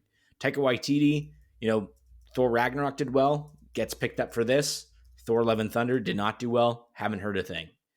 James Mangold does consistently good stuff, but even him, like, he did the most recent Indiana Jones movie, which I don't think was particularly well loved. I think it was kind of like, some people liked it, some people didn't. And as you mentioned, the Charmin Obaid-Chinoy, like, I don't really know anything about them. So yeah, it is weird. And then what seemed like the most confident they've been in bringing someone on is frickin' bringing on Simon Kinberg that made garbage. Like, let's be totally blunt. He made just a movie. He made garbage. He had so much to do with the inconsistency of the X-Men franchise. And it's baffling decision-making. Like, it's one of those things, like, I mean, I've heard it before. I've heard other people say it, but, like, people at the top of a lot of these studios don't know what the fuck they're doing. And I think the Disney execs had no idea what they were really doing with Star Wars. Essentially, again, creating the episode 7, 8, 9 without a plan, like things like that. It's just, what are you guys doing? You have something that can genuinely be amazing. And there's no sort of organization in this. I loved Star Wars. Loved it. Like, I grew up watching the original trilogy, but obviously I grew up watching the new trilogy because that's the generation I'm from. And literally the Rise of Skywalker made me fall out of love with this. And I, kept on watching stuff out of it, like the Mandalorian stuff. And then, but at a certain point, I'm like, I'm tired. Like, I don't want to take all this mediocrity until again, or most recently brought me kind of back into the universe and made me re-fall in love and made me realize, like, oh shit, there's a lot of great that can be done in this. I just think, why Simon Kinberg, dude? Just why? like why? It's shocking. Dude, why? Come on, man. Why? Like that's all I can ask. It just what does this guy have over the movie industry? How does this guy keep on getting jobs? How did this guy run a franchise into the fucking ground with the X-Men movies? Created some of the worst fucking pieces of content in that X-Men franchise. I know he had his hands in like Days of Future Past as well, which was phenomenal. But the problem is that when you look at his track record, it's not good. Like Days of Future Past, he's part of Days of Future Past, but there's also other writers. Yeah. Like, and so then it makes you wonder, like, okay, well, was he the good one? Because Jane Goldman and Matthew Vaughn also wrote Days of Future Past for Bryan Singer as the director. So how much did like when you look at the rest of when you look at the rest of Kinberg's track record and you see that it's roughly not good, like generally, then you think like, well, maybe he wasn't the positive part. Yeah. Because obviously Matthew Vaughn has had a better track record, although recently not so good with Argyle. But yeah, and even the King's Man, I don't think was. I love the King's Man. The third one? Yeah. I never watched it. I know it wasn't reviewed particularly well. I don't know why. That's a mystery. I like it a lot. It's confusing, actually. Argyle is pretty flawed. But it's still a fun movie to watch. That's Apple TV Plus, right? Yeah, it's still fun, though. Oh. It's pretty fun to watch. It was a little ridiculous. It's too silly. It jumps the shark too much. But yeah, it's okay. It's good. I'm a fan of Sam Rockwell. He kills it and everything. But anyway. No, it's crazy. Like Simon Kinberg, right? He's recently been making the show Invasion. Worst part of Invasion? The writing. Mr. and Mrs. Smith is where he got his start. That's kind of where I think that's where people thought, whoa, Mr. and Mrs. Smith. He's, look at this thing in terms of popular things. But then right after Mr. and Mrs. Smith, he wrote X-Men Last Stand. And then you have Jumper, which, speaking of Hayden Christensen, I guess, that is, I'm pretty sure, pretty badly reviewed, although people like it, like fans like it. I liked it when I was a child that didn't have a good understanding of movies. He had a hand in the screenplay for Sherlock Holmes with Robert Downey Jr. So that's cool. I like that movie enough. He wrote This Means War, apparently, X-Men Days of Future Past with two other people. Fan-Fortastic. Gotta love that one. I don't know if you remember that. He wrote that. No, I didn't know that. I kind of forgot about that. That's crazy. That's the craziest. That's probably the craziest one on here. And I didn't know he wrote that either. Fantastic Four with... also written by Jeremy Slater. That's funny. And Josh Trank, who directed it. And I've never seen that guy again. Yeah, that guy, I feel like he fell off after making that movie. Because there was also all this stuff on set that him and Miles Teller were like bashing heads. Didn't they get in like a fist fight or some shit? Did they? On set? Oh, no. I remember hearing about that. And they were like definitely talking shit about each other after. Because it kind of, that halted Miles Teller's career a little bit too, if I recall. Yeah, well, he hasn't been in as much, I don't think, since then. Because he starred in Whiplash before Fantastic Four, right? Mm-hmm. Yeah. That's a pretty good cast. Michael B. Jordan's in Fantastic Four. I know, dude. That's a wasted opportunity. Yeah, Jeremy Slater. I'm mentioning Jeremy Slater because Jeremy Slater is one of the writers for... I think isn't he he's literally the showrunner for Moon Knight. That seems right. I don't understand, though, how you made a good point earlier. How are you Disney? You have the biggest franchise in terms of cohesive storytelling of all time in the history of Hollywood, the MCU. Mm-hmm. And then you're like, we can just wing it with Star Wars. And then you are willing to make a big boom with this. You want to make this cohesive thing that you have characters like throwing in characters from various places and they jump into various TV shows and movies. You want them to be interconnected, which is great. I like the interconnected stuff. That's cool. But then you thought you were just going to wing it? Like J.J. Abrams is like, oh, I'll come in for the last one. I'll just write it. Like, no, you're not going to just write it. You didn't write it from the beginning? It's crazy. I imagine, though, the one thing that will happen here is Kinberg seems to be writing a trilogy, so he knows he's in it for the trilogy. So theoretically, but imagine, though, it's crazy, though. Think about how Star Wars has failed in theaters, right? Mm-hmm. It's failed one movie after another. Like Last Jedi was critically beloved and then panned on the perspective of fans. And then Solo, no one watched it. Like each movie is separate. It succeeds or dies. We don't know what will happen. You tap Simon Kinberg to write all three immediately? Simon Kinberg. That's who you chose? Because you launched one movie. It reminds me of Zack Snyder, right? Zack Snyder gets tapped to write out the DC universe. He's like going to be the showrunner, essentially. He's like the DC universe figurehead. He's the guy. Right, but I don't think he wanted to do that. I think he wanted to just do his thing and then leave. But then he got I think he got roped in or something. Something happened there. Yeah, because his original plan was literally just Man of Steel, Batman v Superman, Justice League. Like, I think that was the original plan. But it all went awry somewhere down the line. But regardless of that, like, you think about Simon Kinberg and think about Zack Snyder. Zack Snyder kind of succeeded with Man of Steel. It did well. Batman vs. Superman didn't do well enough at all. And then Justice League, there's tragedy in his family, whatever. But it's like they were already feeling like they didn't like Zack Snyder's vision at that point. Simon Kinberg is known for Invasion right now. And that show is badly written. He's known for Fan-Tastic. He's known for Dark Phoenix and your favorite bagel throwing movie, X-Men Apocalypse. You went to your trunk and you threw a bagel across the dark parking lot in the night after we got out of that movie because you didn't like it. And I was like, you opened your trunk and picked up the bagel and threw it. And I was like, I was just witness to it. It was good. It was a good time. But the movie was horrible. And it was a complete waste of Oscar Isaac's potential. 100%. Like Oscar Isaac, who's just an incredible actor, and what a waste. So it's crazy. It's the most befuddling thing I could imagine. And they didn't even have him on stage here. And I'm pretty sure the last movie in this entire list of movies that I learned about was literally Sean Levy's movie. Am I wrong? I think it's the last one I knew about. I think all these other ones I knew about before, even including the Simon Kinberg trilogy. Well, Simon Kinberg trilogy we learned about it in November of last year. So maybe Sean Levy's movie. Didn't we learn about it this year? I feel like that was a this year thing that we learned about. I think like how does it get off the ground so quick? And the other ones, you don't have any perspective on when they're coming out. They're not at Star Wars Celebration at all. I don't know what's going on over there. There's something wrong. There's something clearly wrong. And they got the shows going. The shows are cooking, They're great. I think largely the shows were a success story. I think there's some missteps. Like I think Kenobi's boring and useless, not useful, even though Ewan McGregor is like amazing. Actually, Kenobi's the same way that the prequels are in some way.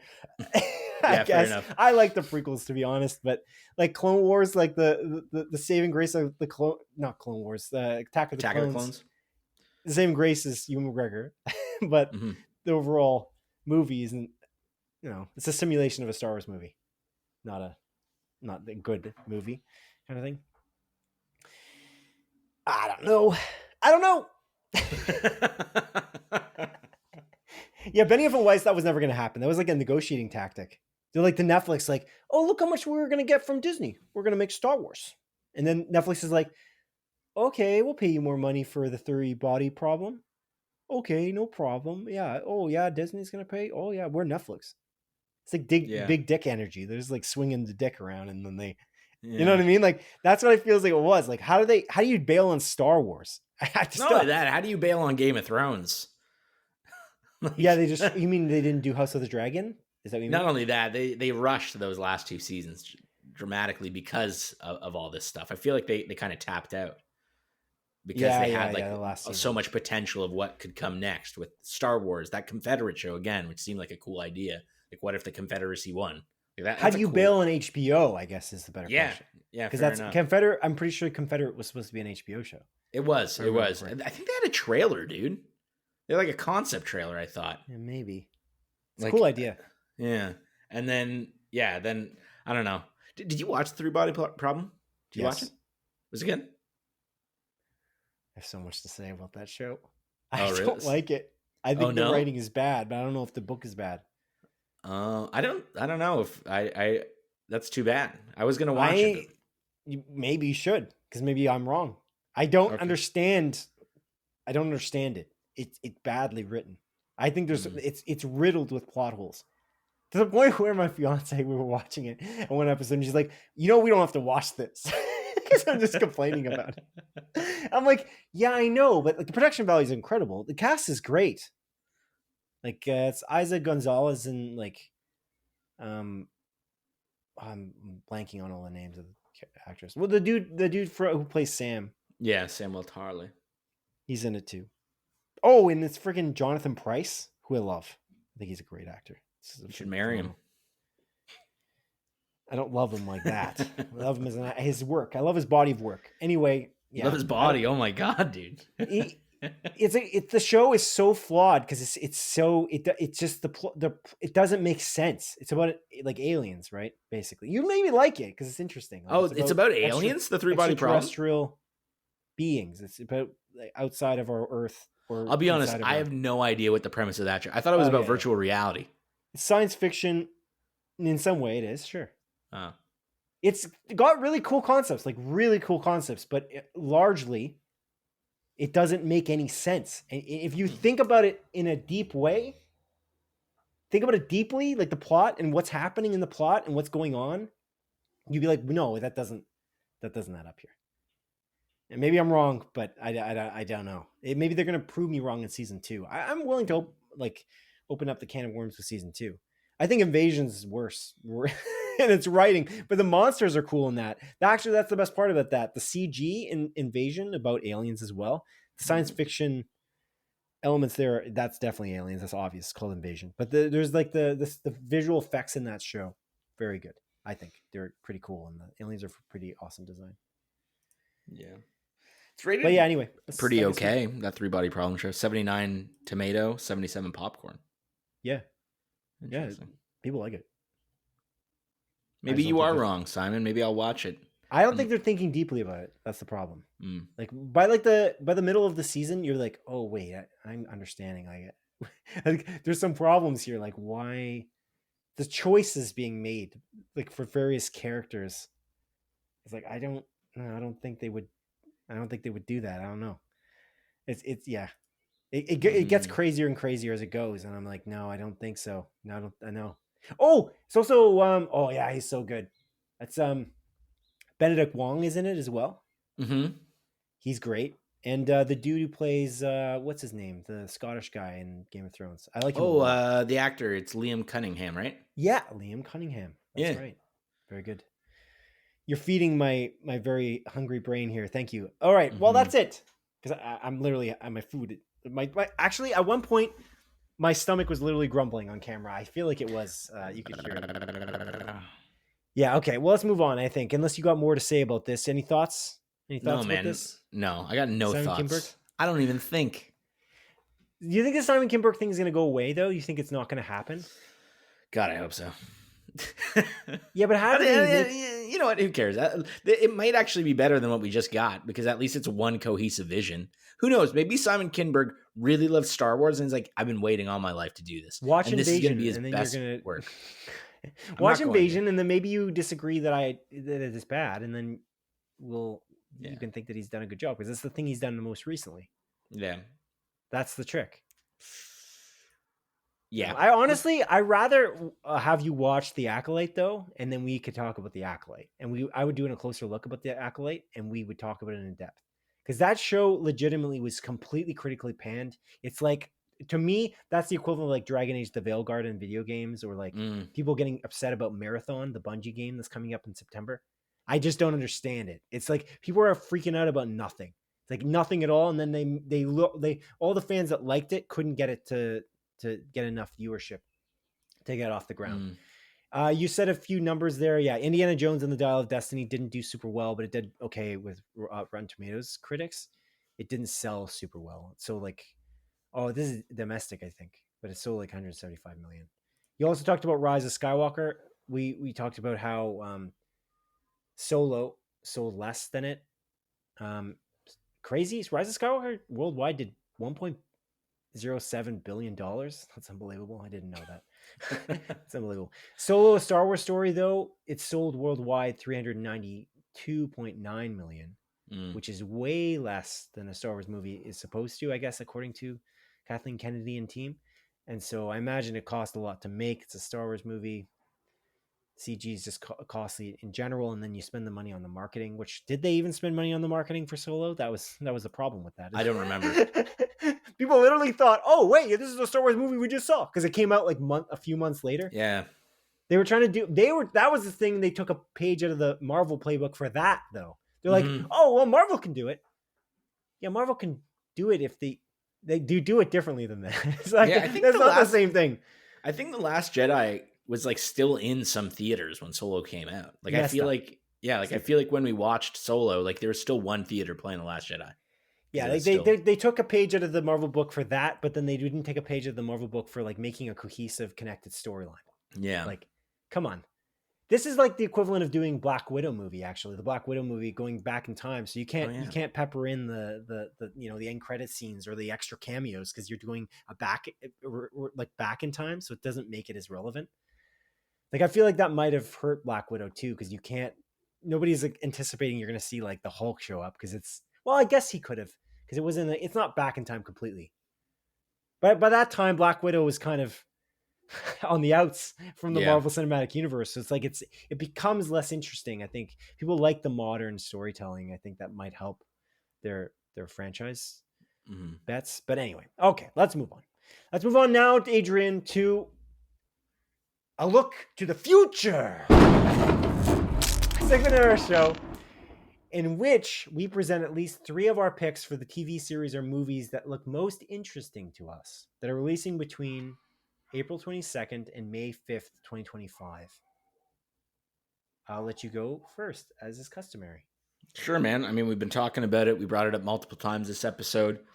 Baby, I'm talking Andor Season 2, the premiere. Very good. Coming out Tuesday, April 22nd at 9 p.m. Eastern Time. Taking that exact slot that Daredevil took, but they're releasing 3 episodes. Yeah, man, stoked. We already talked about it a bunch. We don't have to ramble on too much longer, but hell yeah. I'll just make the connection that like it's interesting. Daredevil, a very slow and deliberate Marvel show, the slowest and most deliberate Marvel show. Deliberatist. To put it into the same slot, like Andor into the same slot, is actually more wise than I could have even imagined. Because we talked about how Daredevil and Andor were gonna like be not overlapping, and so this makes more sense than ever now, I think. But yeah, it's cool. It's cool. Very excited. Yeah, that's definitely the most anticipated thing that is on my list here too. The next thing I want to talk about though is Thunderbolts, Adrian. Thunderbolts Asterisk, which comes out May 2nd, which I am very excited about. Yeah. It may not be as hype as Andor for me, but Thunderbolts with the pretty cool cast of characters, pretty star-studded cast. I think the trailers look really good. I watched a few behind the scenes, like stunt trailers. I don't know if you saw any of those. No. Yelena Belova actor Florence Pugh was apparently she advocated for jumping off a building, like the second tallest building in the world, and Kevin Feige's like, yeah, we could probably make it happen. And then later on, they're like, oh no, actually we can't get the insurance. And she's like, no, you said you would do it, and she forced them to do it. So she got to jump off and do her own stunt to jump off at the second tallest building in the world. That's cool. Pretty cool. Yeah, it's awesome. It's so cool. And the marketing for this movie has been cool. The marketing like trail, like they did you see the one where they David Harbour like drives like a limousine and they walk into where was that? Oh, CinemaCon, I think. They walked into CinemaCon and it looked like they just came out of Vegas. And no, I didn't see that. Cool. His shirt is like half open, and David Harbour's like, dude, this is a classy joint. Like, put your shirt on. It's good. This is like a lot of like, there's a lot of quips, and it looks like they're having a lot of fun. And I feel like that passion's gonna move over to the screen as well.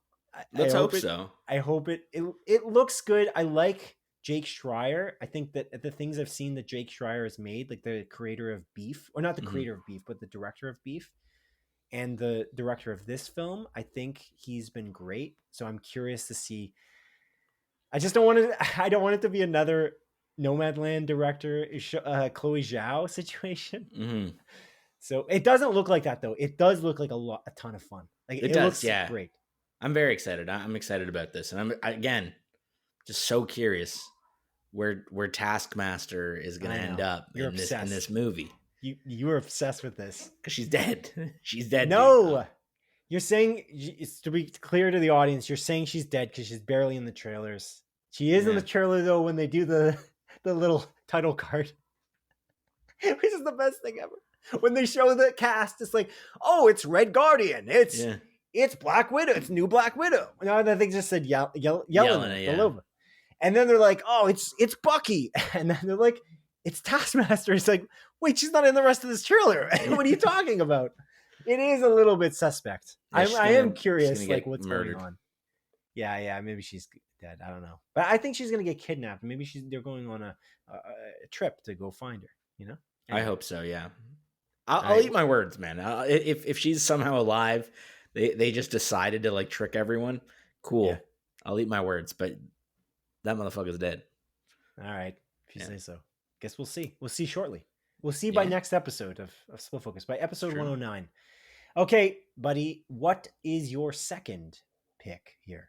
My second pick, Simon, is You. Me? Yeah, You. No, Simon, the Netflix series You. It's coming back for its 5th and final season on April 24th. Okay. Yeah. Last season. I'm excited. I like You. Oh, thanks, man. I like You too. All right, well, the next pick I have here is Until Dawn, the horror movie from PlayStation Studios. That is a sort of loosely based on the video game. Mm-hmm. It seems that the concepts, I feel like the concepts, they pulled enough of the concept of the game, that I can see how they made a movie out of it. But it looks like really creative. This idea of like the repeating night scenario until you can survive the night. Repeating night until you can survive the night. That's yeah, interesting. Makes sense. We'll see. We got to survive until dawn. It's the name of the movie. We got to do that. He says it. Yeah. Wouldn't it be cool if they made it? It would be cool if they made an Until Dawn sequel based on the movie concept, because the movie concept is actually a really neat concept for a video game, isn't it? Mm-hmm. It's kind of a cool idea. It's almost like a roguelike. I was just gonna say, yeah, it's very roguelike. You got to survive the whole night, and if you don't, it starts over. But it's a different setup. But it's also a horror as well. That's really kind of cool. Like, man, are they gonna do that? Sony, come on, buddies, come on. I mean, guys. they're. It's rumored that they're making a sequel, like a. Yeah, but it looked like it was directly related. Like at the end of Until Dawn, they did a remaster. At the end of the remaster, is it a remake? I think they said it was a remake. All right, those terms are very loose. Let's just say that. I don't know. Regardless, who cares? But yeah, Until Dawn remaster. If you get to the end of it, remake. Sorry, excuse me. They never even use the terms. Actually, those terms are they just said PS5. So that must be why it's a remake, because they would use the term otherwise. But the Until Dawn, they just recently did an end credit scene, and they kind of reveal what's going to happen. Yeah, so I didn't watch it.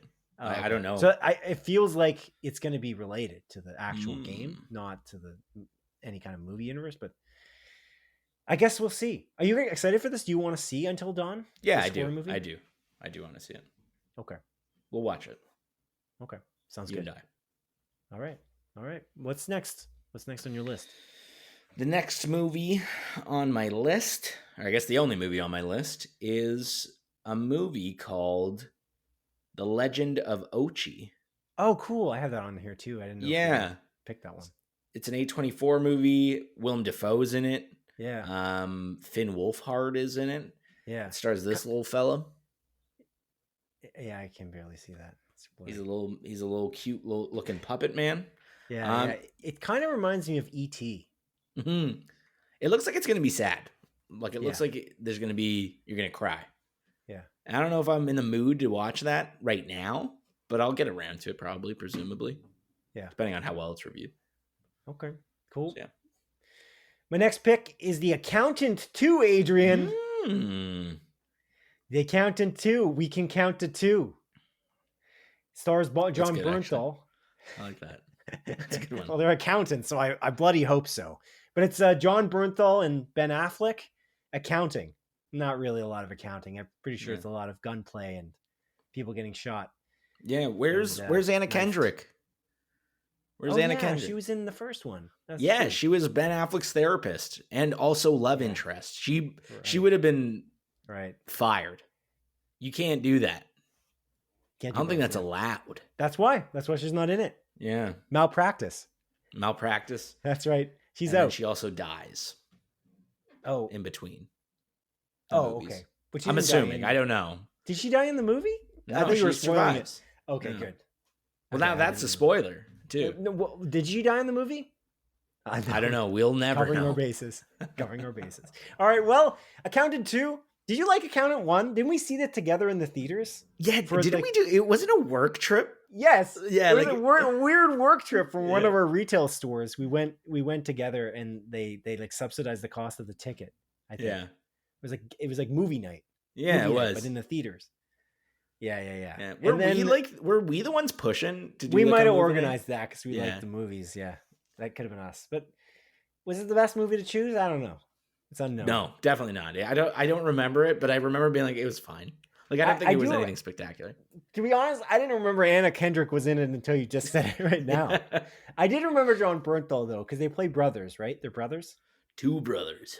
Yeah. It's interesting. Yeah, I don't know if I want to see this. I No. honestly, I'm more interested in Rami Malek's The Amateur. The Because they're kind of a similar concept of a movie, actually. But that movie did not get reviewed well. Isn't it like a 40% of Rotten Tomatoes? The Amateur? Yeah. I don't know. It's not reviewed well at all. That's why I didn't ask to go with you to go see it. 61%. Oh, that's not that bad. Oh, Audience okay. score is 88. Okay. Popcorn meter. All right. It's cool. I don't know. It's like Rami Malek doing some like somewhat Mr. Robot type things while being Yeah. a CIA agent. I don't know. I kind of into it because didn't he like design one of the CIA agents, like one of the CIA systems, Mm. and then they're like, "Oh, he's the guy who made all your systems, and you just didn't take him seriously." It's like one of the lines in the trailer Yeah. because his wife gets killed and he's going after them, but they don't want him to do it, and they're like, "You couldn't do Which- it anyway." John Bernthal's also in that movie, funnily enough. I know. Yeah. Yeah. John Bernthal. I'd be curious. I do want to watch Drop more though. So like if Oh, I'm yeah, gonna go to the Drop. movie before Until Dawn, I want to watch Drop. Right. Drop the So- movie that nobody thought was going to be, well, at least you didn't think was going to be good because they revealed the whole movie in the trailer. At least you thought. No. I didn't say that it wasn't gonna be good. I knew it was gonna be good because it's Christopher Landon, who I like. Yeah, but when they I just reveal thought the they whole revealed movie too much in the that trailer. sometimes is a bad sign. Yeah. You know what I mean? I think I said like I wish they didn't show that much, but I was Oh, confident okay. in this movie because Christopher Landon, Okay. I like. He did Happy Death Day, Happy Death Day 2, and Freaky, which are all really good movies. And he was supposed to do Scream 7, 8, whatever the next Scream movie's going to be, and then he also wrote Hard Eyes, which. Again, I stand by the fact that I think he had a bunch of ideas that he wanted to use for Scream. He quit that, or he's not doing that. He's like, I'm just going to make this movie and use a lot of those similar elements and make it into Hard Eyes. Right. Yeah. So Cool. All right. Do you have any others? Do you want to point out here? Or are you good to go? I think I'm good. I think I'm done. Okay. Sounds I good. want you to eat, man. You're a hungry. Yeah, I little, am very hungry. You're a hungry little Hippo. boy. Yep. All right. Looking Well, for scraps. that's pretty much it for episode 109, Adrian. I appreciate you joining me as always. It's been fun. It's been super fun. Yeah, it's been all right. I feel like when you combine the closer look elements, like the various reviews into this episode, I have no idea how long this episode can end up being. I feel like I predict it's going to be like 3 hours and maybe 30 minutes. I'm not actually sure. My guess is it's going to be 7 hours, personally. but Whoa, yeah, that's a bit of a Yeah. long episode. Yeah.